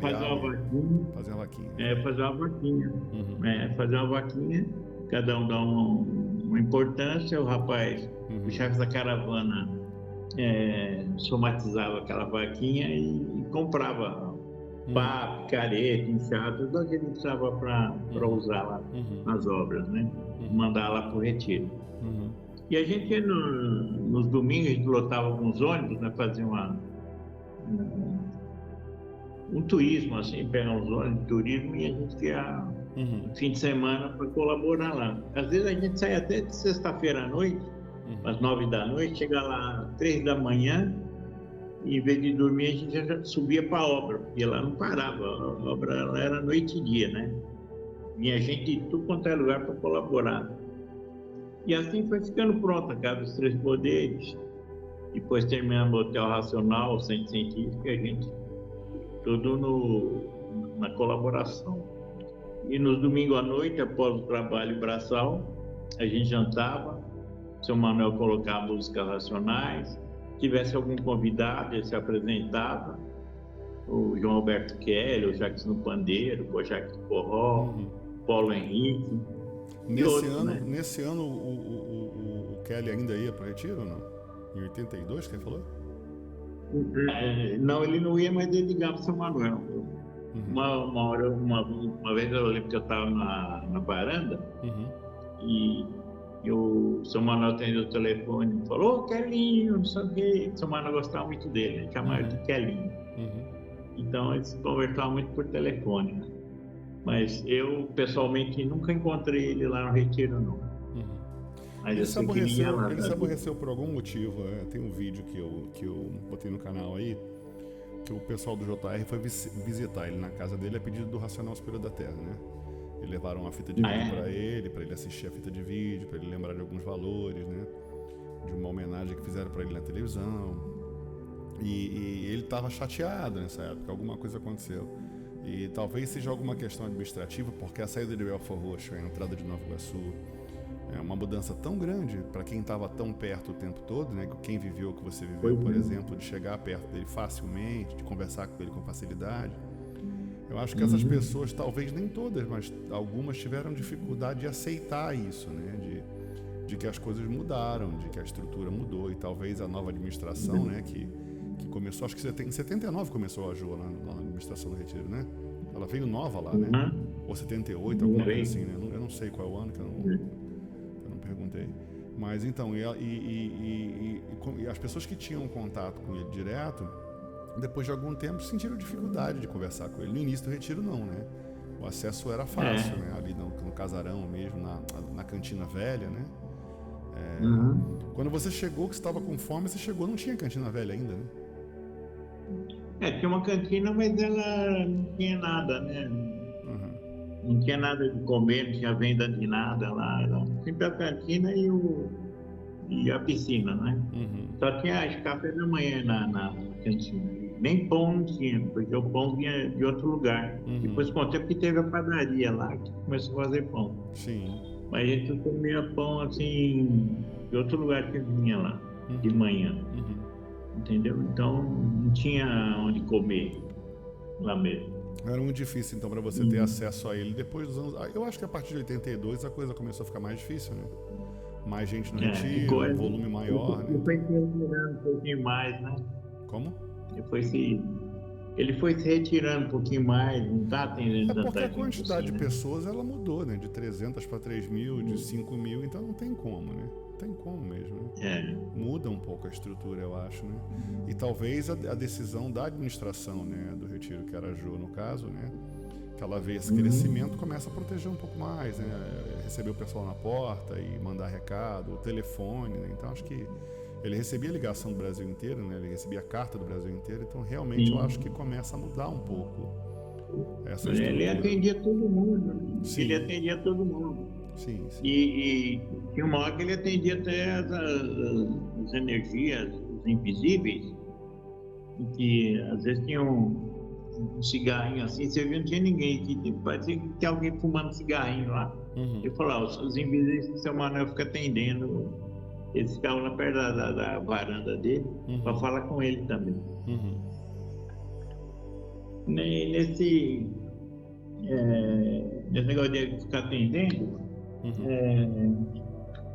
eu tive uma experiência uma vez com ele, que a gente estava na varanda às 7 horas da noite conversando com ele, aí ele mandou a gente sentar.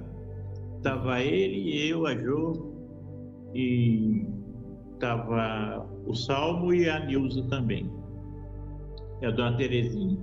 Ele conversando com a gente, ele tava alto assim, tava alegre, conversava bastante, bem despachado, assim, falava bastante.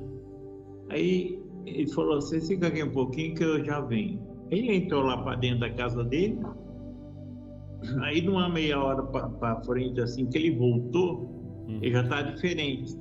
Ele já tá bem mais baixo, bem mais gordo e sisudo, né? Quieto, assim. Ele chegou, sentou lá com a gente e ficou com o cigarrinho dele. Aí ele falou, uma hora lá, pode chegar, eu sei o que você veio fazer. A gente se entreolhou e falou, o que será que ele está falando? Aí eu olhei para a janela, vindo da janela, entrou uma borboletinha e pousou no braço da cadeira dele. Ficou pousadinha lá. Aí daqui a pouco ele falou, tá muito bem, pode ir embora. Ela pegou, saiu voando pela janela, da forma que entrou. Então, você vê, alguém que veio trazer algum recado para ele, né? E ele atendeu. E uma coisa interessante, deu uma prova para a gente, que ele está de uma forma, quando ele voltou já está de outra. De outra ali, atendeu um irracional que foi lá levar alguma coisa para quem ficou se postando para saber o que era. Mas não estão sabendo. Isso é interessante. Não, eu acho que com o tempo as pessoas, mais uma vez, a gente falou no início do programa, é extremamente difícil as pessoas entenderem a complexidade que né, esse ser Manuel Jacinto Coelho. Então, na simplicidade dele, as pessoas se perdem, né, nessa simplicidade e acabam esquecendo do que está por trás, né?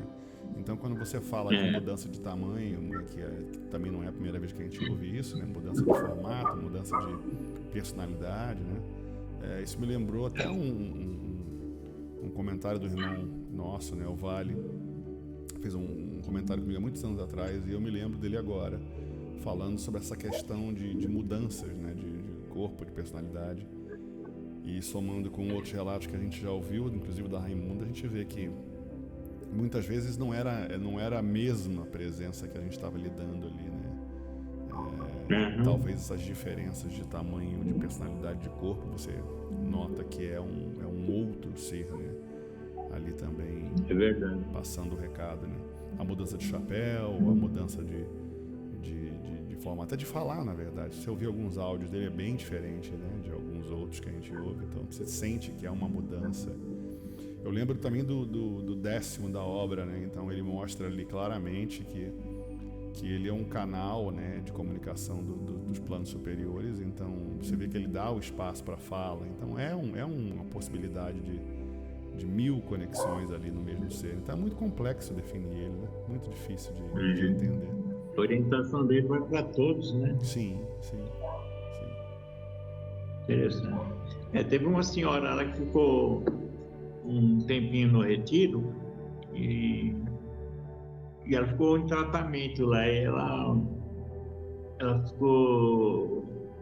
Falou, bom, já que eu estou aqui, eu vou colaborar. Então ela arruma um serviço lá no escritório do São Manuel, que fica perto da gráfica lá, e ela entrava às 6 horas da tarde lá. Isso aí é 6 da manhã.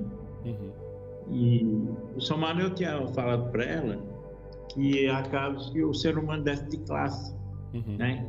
Que vai virar um príncipe, que vai virar que é um príncipe que vai virar um animal irracional que desceu de classe, ou uma pessoa que desce de classe. Mas, seu Manuel, mas tem isso aí mesmo de descer de classe? Eu tô achando engraçado isso aí. Eu não tô entendendo esse negócio de descida de classe, né? E deu risada, né? Aí seu Manuel ficou quieto, não falou nada para ela. Aí logo mais à noite, assim, trabalhando, aí chegou 6 da manhã, hora de sair, ela arrumou as coisinhas dela e foi saindo assim na porta do escritório. Aí viu aquele cachorro que tinha no retiro, o Júnior. É um cachorrão bem grande assim, né? E ele ficava em pé, ficava do tamanho do ser humano. Ele era bem grande, esse Júnior. Aí ele veio, chegou perto dela assim, veio chegando mansinho, ela olhando para ele, ele pegou e subiu, né? Ela ficou com as patinhas assim no ombro dela, as 2 patas no ombro dela. Aí quando ele fez isso, pôs as patas no ombro dela, aí ele se transformou num príncipe. E era um príncipe com medalhas tudo no peito, assim, sabe, com um turbante muito grande. E ficou olhando para ela assim, aquele príncipe bonito. Aí, de repente, quando ela olhou de novo, era o cachorro de novo. O cachorro desceu e foi embora para lá. Aí ela falou, puxa, será que é uma prova para mim que o seu Manuel falou que o príncipe já vira irracional, não sei o quê, né? Aí ela ficou aqui na cabeça, foi descendo para ir embora. Quando ela olhou, o seu Manuel está na varanda dele, olhando para ela assim. Ela subiu, pediu licença e foi falar com ela. Seu Manuel, eu tive uma prova assim, que virou um príncipe. Aí o seu Manuel falou, tá vendo? Ele veio te mostrar que o que eu te falei é a realidade, que é a decisão de classe. Então aquele cachorro tinha sido um príncipe em outra vida. Foi uma coisa interessante também que a gente... E você sabe que esse relato que você narrou, ele vem de encontro com outro relato que a gente gravou há pouco tempo agora com o irmão nosso também, que comentou que ele viu uma moça vindo falar com ele, né, do portão, né, que estava reclamando do panfleto, e ele viu um cachorro, né? Somando com esse relato, a minha sobrinha, quando viu, na verdade, né, o meu cachorro entrando na minha casa há um tempo atrás, ela viu um homem caminhando, né, correndo, por um lance assim, de olhou e viu alguém correndo em 4 mãos, né, com as mãos e pés no chão. Agora, tem um jornal famoso americano chamado 60 Minutos. Então, se você for agora na internet, aí você que está ouvindo, escrever assim, tá em inglês, né, mas você vai encontrar. Em inglês está escrito assim, traduzindo, né, vila remota, aonde quase todos caminham de 4, né? É na Austrália. Então, é uma família que já anda de 4, né, pés, digamos assim, como animais mesmo. A família inteira anda assim. E você vê que quando o Racional Superior menciona isso, né, que ia chegar o momento, se ele não tivesse essa intervenção, que iam todos andar de 4, talvez seja um pouco assim, difícil para as pessoas visualizarem. Então esse documentário, que esse vídeo você encontra com mais ou menos aí seus 20 minutos de documentário, se eu não me engano.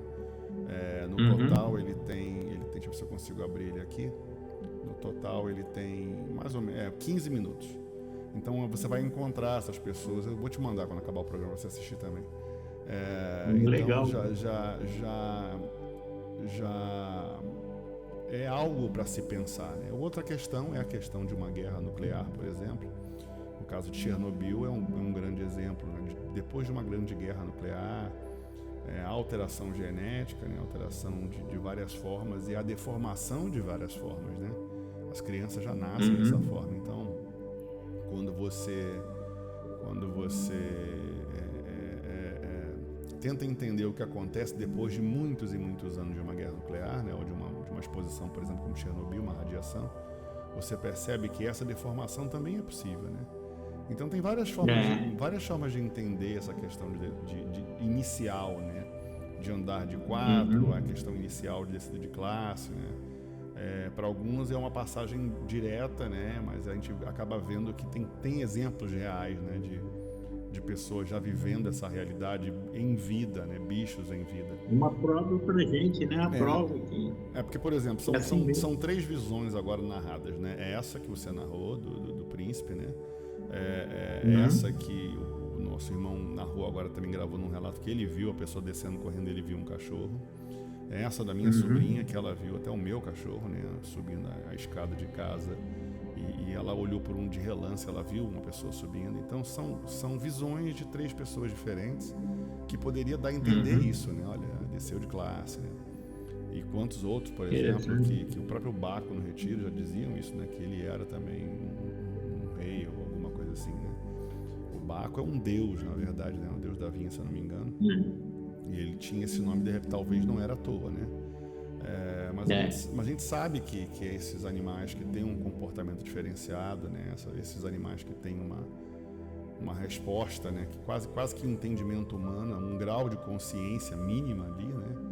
Já também é um sinal desses traços da descida de classe, né? De alguém que já realmente não tem mais solução. É complexo entender isso, é complexo visualizar, mas eu acho que vale a pena. De repente, quem quiser ver o vídeo, eu vou colocar no canal, no primeiro comentário do canal, né? Eu vou salvar ele, e aí já vai entender como é que funciona essa questão de andar de 4 patas. Inclusive, o Baco era um cachorro que tinha no Retiro também, né? Sim. Era um boxer. Chegava perto da gente, aquela baba caindo assim, babava tudo. Sim, eu adorava aquele cachorro. E o seu Manuel tinha uns bichos lá, não sei se você lembra, tinha o tigre, tinha leão, tinha macaco, tinha muita coisa, né? Lá. E tinha um gorila também lá, e que falavam que tinha sido Júlio César. Era um chimpanzé, né? Não era um chimpanzé? Falaram que era um gorila que parece que pegou na perna do seu Manuel e puxou assim, o Manuel puxou a perna e ele rasgou a calça do São Manuel. É um chimpanzé. O São Manuel passando e... Aí o São Manuel falou, poxa, você fez tanta coisa errada, desceu de classe e continua rebelde, né? E ele fala, você não devia ter feito isso.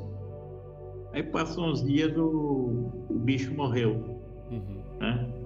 Então, pela audácia que ele teve de fazer o que ele fez, que não pôde ser feito. Aí foi embora. Eu tenho, se eu não me engano, eu tenho um vídeo dele num videoclipe do macaco pedindo para ele, né, autorização para beijar a mão dele. Eu tenho esse vídeo. Nossa, ele toca, ele dá um toque na mão do mestre, né, e dá um beijo na sequência. O macaco fazendo isso. Esse chimpanzé que você falou. Passa pra mim se tiver. Eu vou olhar agora, me lembra que depois que eu acabar a gravação, eu vou olhar aqui, eu já te mando isso. A grande questão é que a nossa limitada forma de enxergar a vida, né, de enxergar as classes inferiores, a gente acaba achando que são só seres diferentes, na verdade, né? Mas a gente vê tanta coisa assim que você vê, até da borboleta, como você mencionou, né? Das coisas que você imagina que você visualiza da sua forma, né, limitada de enxergar a vida. Dizem, né, no passado que grandes nomes da humanidade que tinham uma certa evolução espiritual conversavam com os animais, né? Literalmente conversavam, né? Até na questão bíblica dizem, né, que João conversava com os pássaros, né, com os peixes. E eu acho que quando a gente fala de frequência vibratória e a gente olha para os animais e tenta se comunicar com eles de uma forma mais direta, né? Acho que o mestre mostra isso no relato dele do leão, por exemplo, né? Do leão que escapou lá da corrente.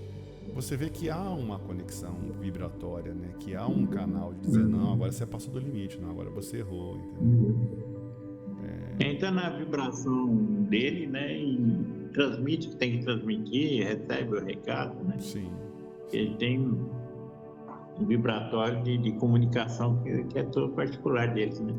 Que nem... Você vê que eles têm o entendimento. Tanto é que ele falou com o macaco. Ele tem um relato do macaco que ele foi, aliás, se eu não me engano, vídeo disso eu acho que não tem, mas eu lembro. Esse macaco até pedia cigarro, pedia, entendeu? Meu Deus. Cigarro, pedia. Então eu lembro do macaco muito bem, porque eu passava quase sempre naquela região ali, da varanda. Um filhote de leão que tinha na frente dele na corrente, pequenininho do lado, ali na entrada da varanda hoje, né, aqui é normal. E o tigrinho também, né? Do outro lado um tigre já adolescente, né, um tigre já maior, nesse período. Aí tinha a jaula do leão, do Léo, tinha 2 leoas, né, mas tinha muito animal lá, que era presente doado. Esse tigrinho me deu um susto uma vez, que eu estava ajudando a pintar o rodapé da casa do seu Manel, estava do lado de fora. Então tá pintando e tá indo do lado esquerdo, pintando e afastando, pintando e afastando. Aí quando eu cheguei assim, que eu olhei, tá o tigrinho lá para dar o bote em cima de mim, tá preparado para pular em cima de mim. Aí eu vi, opa, saí fora rapidinho, o seu Manel olhando para mim assim, deu risada.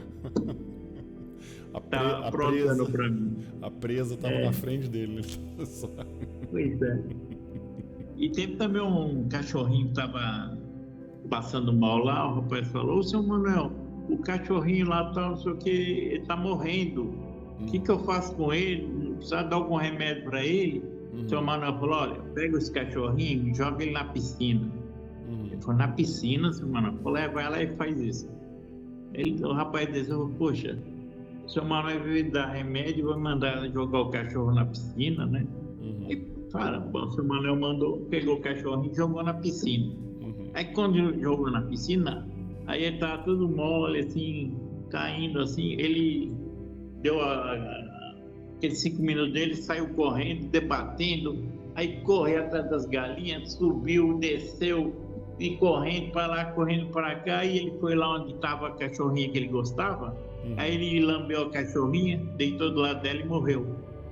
Aí São Manuel explicou para ele: olha, isso aí foi um pedido dele, que ele queria fazer tudo isso antes de ir embora. E São Manuel atendeu, mas não falou para ninguém, né? Exatamente. É a segunda pessoa, para quem está ouvindo, esse relato é real, é a segunda pessoa que tá narrando isso gravado, em áudio gravado, né? Então, você vê, sim, são 2 pessoas, né, falando do mesmo relato. Né? Para você ver que é a prova mesmo, é a prova de que há um canal de comunicação, né? Inclusive com os animais. Então, para explicar Manuel Jacinto Coelho é muito difícil, mais uma vez, né? Então, até com os animais, até nesse canal de comunicação com os animais, e inclusive do respeito ao livre-arbítrio, de dar esse livre-arbítrio aos animais também, né? De fazer aquilo que quer. Então, os últimos 3 desejos do cão foram atendidos, entendeu? Então, para quem olha aquilo, não acredita no que está vendo, né? É algo surreal, né? Mas até os animais que estavam ao redor deles, todos eles tinham livre-arbítrio e tinham as suas vidas ali claramente definidas, dizendo quem eram, no caso do príncipe que você falou, né? São Manuel conhecia tudo, né? Sabia de tudo. Exatamente. Atendia tudo e todos, né? Exatamente. Uma humildade incrível, né? Pro grau de conhecimento dele, pro tamanho, né, do ser que ele era e a simplicidade dele é que nos inspira, porque ele poderia ser arrogante, ele poderia ser prepotente, ele poderia ser qualquer coisa e no entanto ele nunca trouxe para ele, na vaidade, essa questão de eu sou, eu faço, né? Às vezes ele dava umas palavras mais duras, né? De definir, mas na grande maioria das vezes, até para assinar o livro, eu tenho um vídeo que eu assisti, eu acho que eu tenho aqui no meu computador, um rapaz pedindo um autógrafo para ele no livro e ele fala, eu não posso dar autógrafo, esse livro não é meu, esse livro é deles lá em cima. Se fosse meu, eu dava o autógrafo, mas o livro não é meu, o livro é deles. Então até nesse ponto é muito, muito grande. Muito grande. Como é que um ser tão, na dimensão que a gente fala, do tamanho real dele, né, pode ser tão assim elevado para estar igual aos demais? Então tem uma passagem do livro Universo em Desencanto que ele fala sobre isso, né, sobre o grau de evolução racional. Quando você atinge, né, níveis superiores de evolução de aparelho racional já recuperado, né, você começa a se sentir mal no sentido de que os seus irmãos não chegaram nesse ponto e você quer que os seus irmãos também cheguem nesse ponto, né? E eu acho que é basicamente isso. Quando ele faz essa narrativa desse certo, aspas, incômodo, né, de querer que todos estejam na mesma condição vibratória que a sua, né? Ele nos ensina claramente ali que ele está numa condição superior, lidando com todos, né? Claro, dentro do limite de cada um, porque o bicho não tem limite, e com o bicho realmente não tem diálogo, não tem acordo, né? Ele mesmo nos ensinou isso, né? Que o bicho não respeita nada de ninguém. E eu acho que quando ele fala a frase aparelhos premiados são para amparar os desamparados e aparelhos de pulso firme são para aprumar os desaprumados, eu acho que ele mesmo também nos ensina, não só falando, mas nas ações, de como lidar com o bicho e de como lidar com o animal racional, né? Em algumas vezes no diálogo, umas vezes colocando o outro lá para limpar o chiqueiro dos porcos, né? Colocar o outro num trabalho extremamente duro e depois trazer de volta e ver que a pessoa não está bem, aí dá uma acalmada, joga o comando para fora. Então tem toda a parte espiritual por trás disso, né? Que a gente não está vendo, né? De repente a energia que estava lá em cima do cara, que veio trazendo uma postura de arrogância, né? Ele trabalha com alguma forma de que essa energia acaba indo embora através da lapidação, do trabalho pesado, das obras racionais, da construção do monumento ou dos rios ali, né? Tudo isso é uma escola para a gente baixar o nível, né, do orgulho e da vaidade e se encontrar na realidade, está na frente dele ali, do racional superior, está na frente do nosso ícone e não está percebendo, né? Então já chega com arrogância, querendo definir o que vai fazer ou dando dica. Aliás, eu assisti até um vídeo recente também, está no meu computador, de uma pessoa lá, que é até conhecida no meio racional, assim, não é bravo, mas com a afeição de quem está bravo, dando opinião para ele, dando orientação como se tivesse. Então o bicho não respeita ninguém, o bicho vem mesmo para bagunçar o coreto, né? Então aparelhos premiados são para amparar os desamparados, pessoas carinhosas, pessoas meigas, pessoas que dão suporte, que dão apoio. E aparelhos de pulso firme são para aprumar os desaprumados, ou seja, para sentar o cacete na cabeça, né? Dar o cascudo e dizer: se coloque no seu lugar, bicho. Né? Então, basicamente isso. E ao mesmo tempo ele nos ensina a ter paciência com os bichos também, né? Quem está divulgando, assim. Sim. E sempre tem a mania de saber mais do que a gente quer falar, ou quer ensinar, ou quer transmitir. Sim. Então a gente tem que ter paciência e, bom, sim, se você está pronto, você vai receber conhecimento. Se não estiver pronto, você ainda vai lapidar um pouco, né? A gente pensa assim, vai lapidar um pouco até ficar pronto para receber o conhecimento. Verdade. E nem todos estão preparados para receber esse conhecimento, né? Sem dúvida. Então, no dia a dia que a gente vai vendo. E a gente fica contente quando a pessoa pega o livro e começa a ler. Uma satisfação muito grande. O seu Manuel era tão humilde, tão simples, que o Jorginho entrou uma vez na casa do São Manuel, lá dentro do quarto dele, e a caminha dele, do São Manuel, tinha uma parte da caminha que estava sem o pezinho. Então ele botou uma lata lá de 30 litros, assim, para segurar a cama. E ele tinha dinheiro para comprar as coisas melhor para ele, né? Ele tinha. Mas não, tá lá a caminha dele com aquele pezinho de latão assim segurando, e lá ele dormia. Você vê a humildade que ele... Você vê que beleza esse teu comentário, porque um homem do recurso que, como você mesmo narrou, né, que poderia comprar qualquer coisa, né, e ali ele mantendo a simplicidade dele com uma lata de tinta para segurar o pé da cama, né? Exatamente. Uma coisa... Bem, Wilson, então acho que era isso que eu queria transmitir para você, né? Obrigado, muito bonito. Eu só queria dizer algumas coisinhas aqui no final, se você me permitir. Claro, sempre, pode falar. Então, atualmente eu estou fazendo a caravana parada aqui em São José dos Campos, e aos sábados, das 9h30 às 11h30, e estamos fazendo às terças-feiras também o podcast numa rádio que é a ZY3, terça-feira às 3 horas da tarde. Maravilha. Toda terça-feira.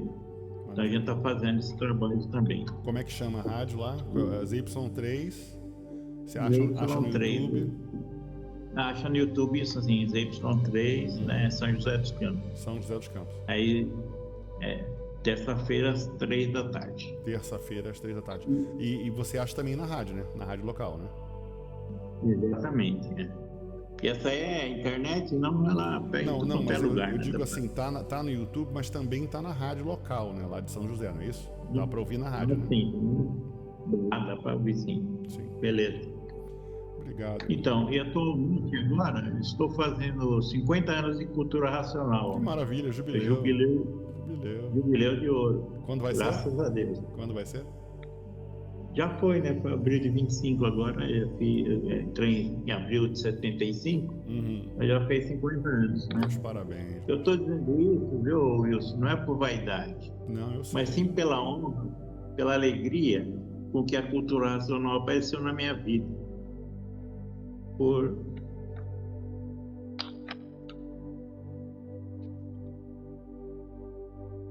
sei disso. É muito bonito, Luiz. Por eu ter conhecido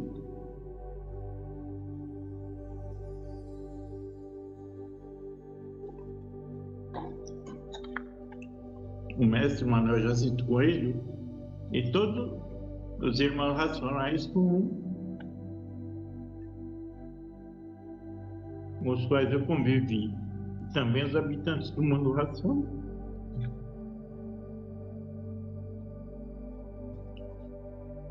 Para mim é uma honra te ouvir, Luiz, ouvir nesses 50 anos. Eu acho que você está emocionado e eu estou do teu lado nessa emoção. Eu acho que, mais uma vez, é difícil a gente definir, né, Luiz? É difícil a gente resumir o que a gente sente, né? E a nossa felicidade, né? E essa grandeza que é Manuel Jacinto Coelho e o mundo racional. Né?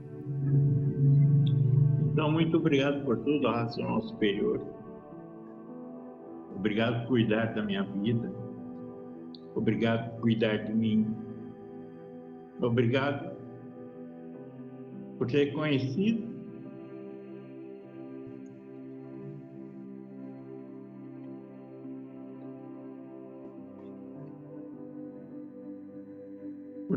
e convivido com a minha companheira,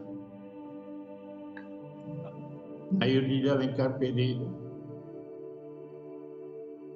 Pessoa humilde, alegre,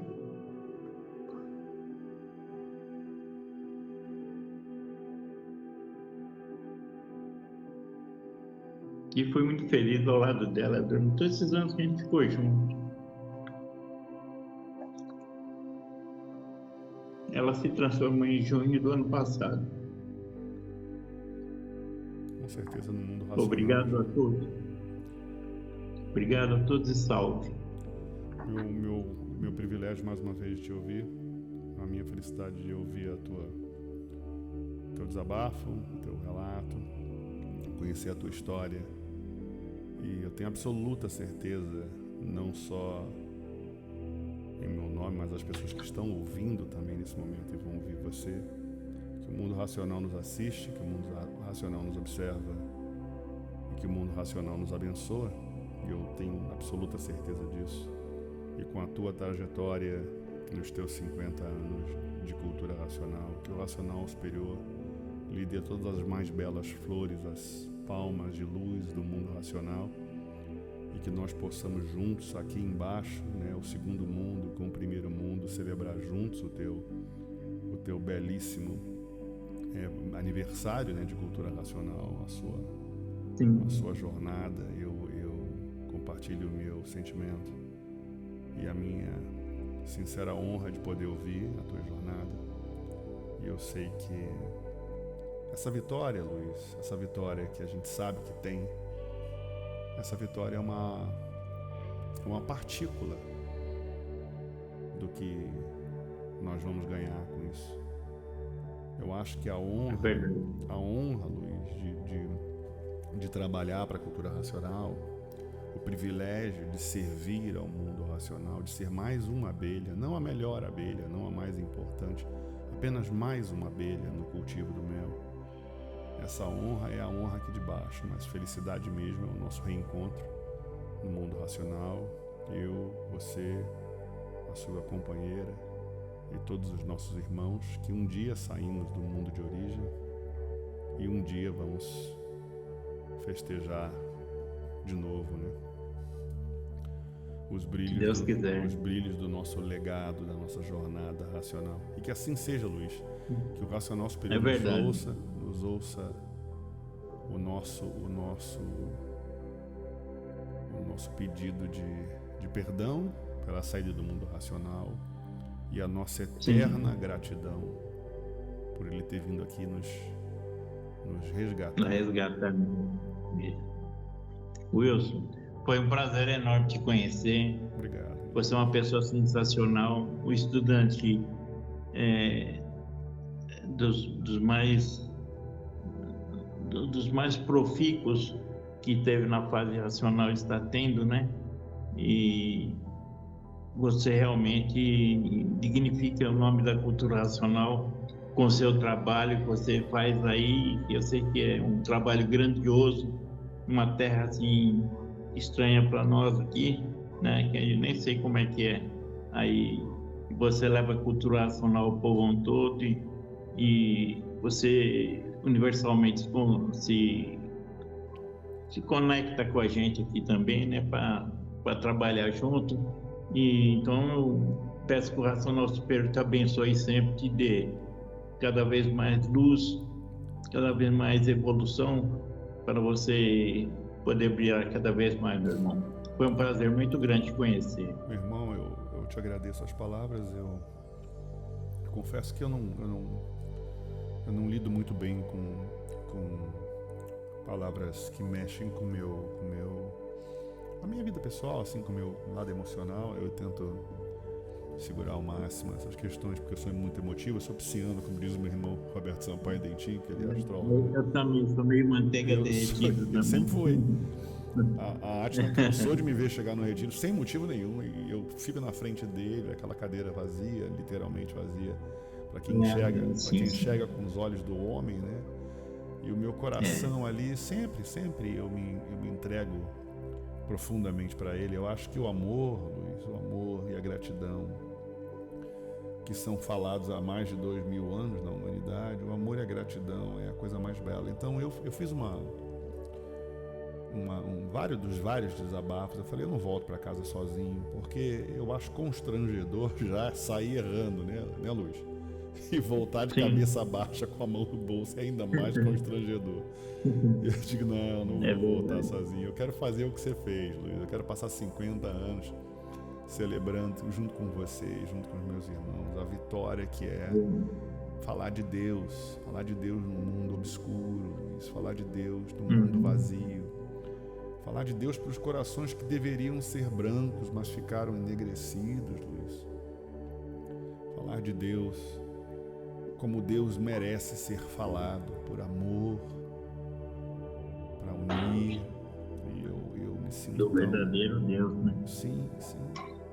Então ele acende, você acende em mim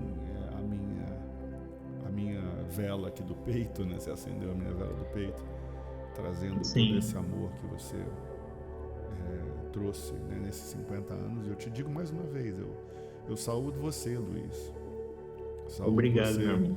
Saúdo você, Luiz Antony.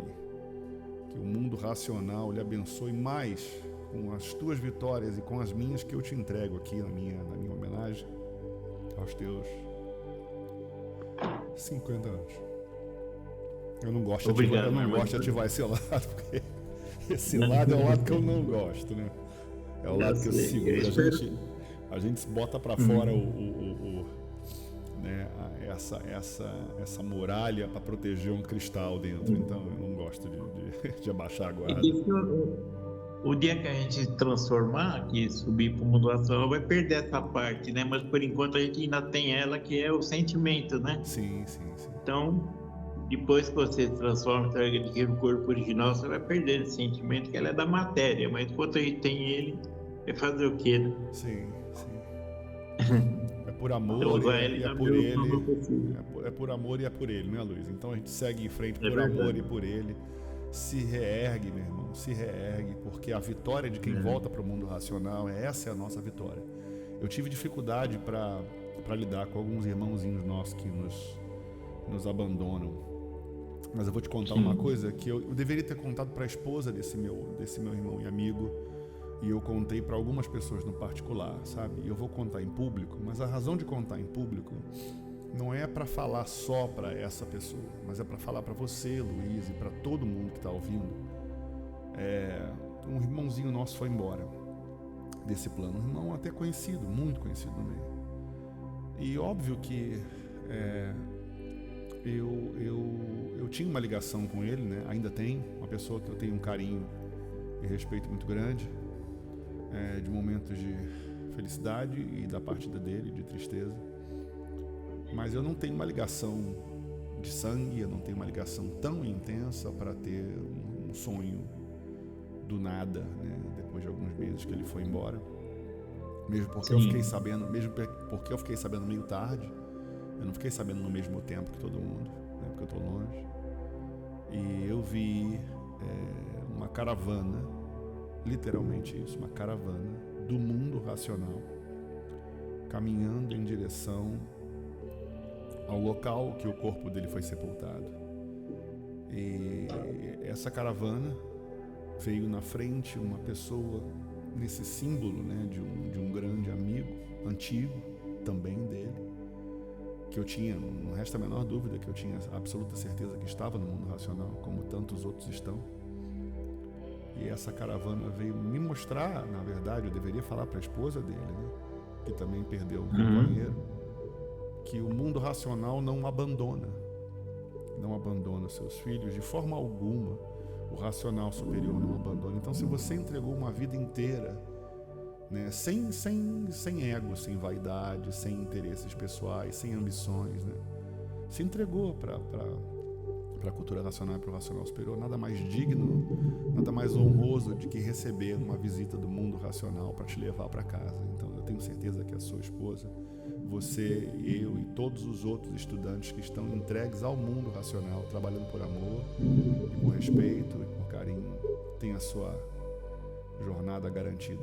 Eu daqui só vou embora, Luiz, quando levar uns 10 mil, porque eu vou me embrenhar no meio, e aí eu vou me esconder. Eu vou me esconder, ninguém vai ver que eu tô entrando sozinho, de cabeça baixa, com a mão no bolso. Falei, não, eu vou ficar no meio do povo ali que a gente volta para casa junto. Tá bom, meu irmão? Obrigado mais uma vez. Missão cumprida, né? Sim. Tá bom. Espero um dia conhecer pessoalmente, viu, Wilson? Com certeza, irmão. Sei lá, vai ser difícil, mas tudo é possível. Mais uma vez, E eu entrego um parabéns, meu irmão. Eu só não bato palma porque o microfone é sensível aqui, mas eu vou bater em silêncio essa palma, só o racional superior e você tá sabendo. Parabéns, meu irmão. 50 Obrigado, anos. meu irmão. Que venham mais uns 25 pra gente celebrar junto em um programa de rádio, viu? Mais uns 25. Tá bom. Obrigado, irmãozinho. Até breve. É um prazer te conhecer, viu? E parabéns pelo tudo que você vem fazendo pela fase, viu? Obrigado. Que mais ou menos a gente acompanha assim, né? Fala, poxa, rapaz, tá de parabéns, né? Obrigado. São as forças que o Racional fala que ia aparecer no mundo dos outros para levar a cultura racional mais distante ainda. É verdade. Então, você está de parabéns, continue sempre assim. E o que precisar de mim aqui, eu estou à disposição, viu, meu amigão, meu mano? Obrigado, mano. Obrigado. Um abração, então. Deixa eu despedir do pessoal aqui. Salve. Você que está ouvindo, né, o programa Encontro Racional é muito bem-vindo. A gente está precisando de relato, claro, precisando do Encontro Racional, então são 2 programas diferentes. Se você quiser participar do encontro e bater um papo, a gente bate um papo. Procura aí na foto do programa, você vê os canais de comunicação, né, para entrar em contato, ou pelo WhatsApp. Se você quiser só mandar o relato, né, a gente pode botar o relato em relatos racionais, então aqui não tem nenhuma imposição ou reclamação ou lado, é só o seu relato e a sua vida e a sua jornada, e é só isso que importa. São todos absolutamente bem-vindos. E a gente se vê em breve em mais um Encontro Racional. Obrigado a todos aí. Salve o Racional Superior. E salve os 90 anos da cultura racional. Salve, salve.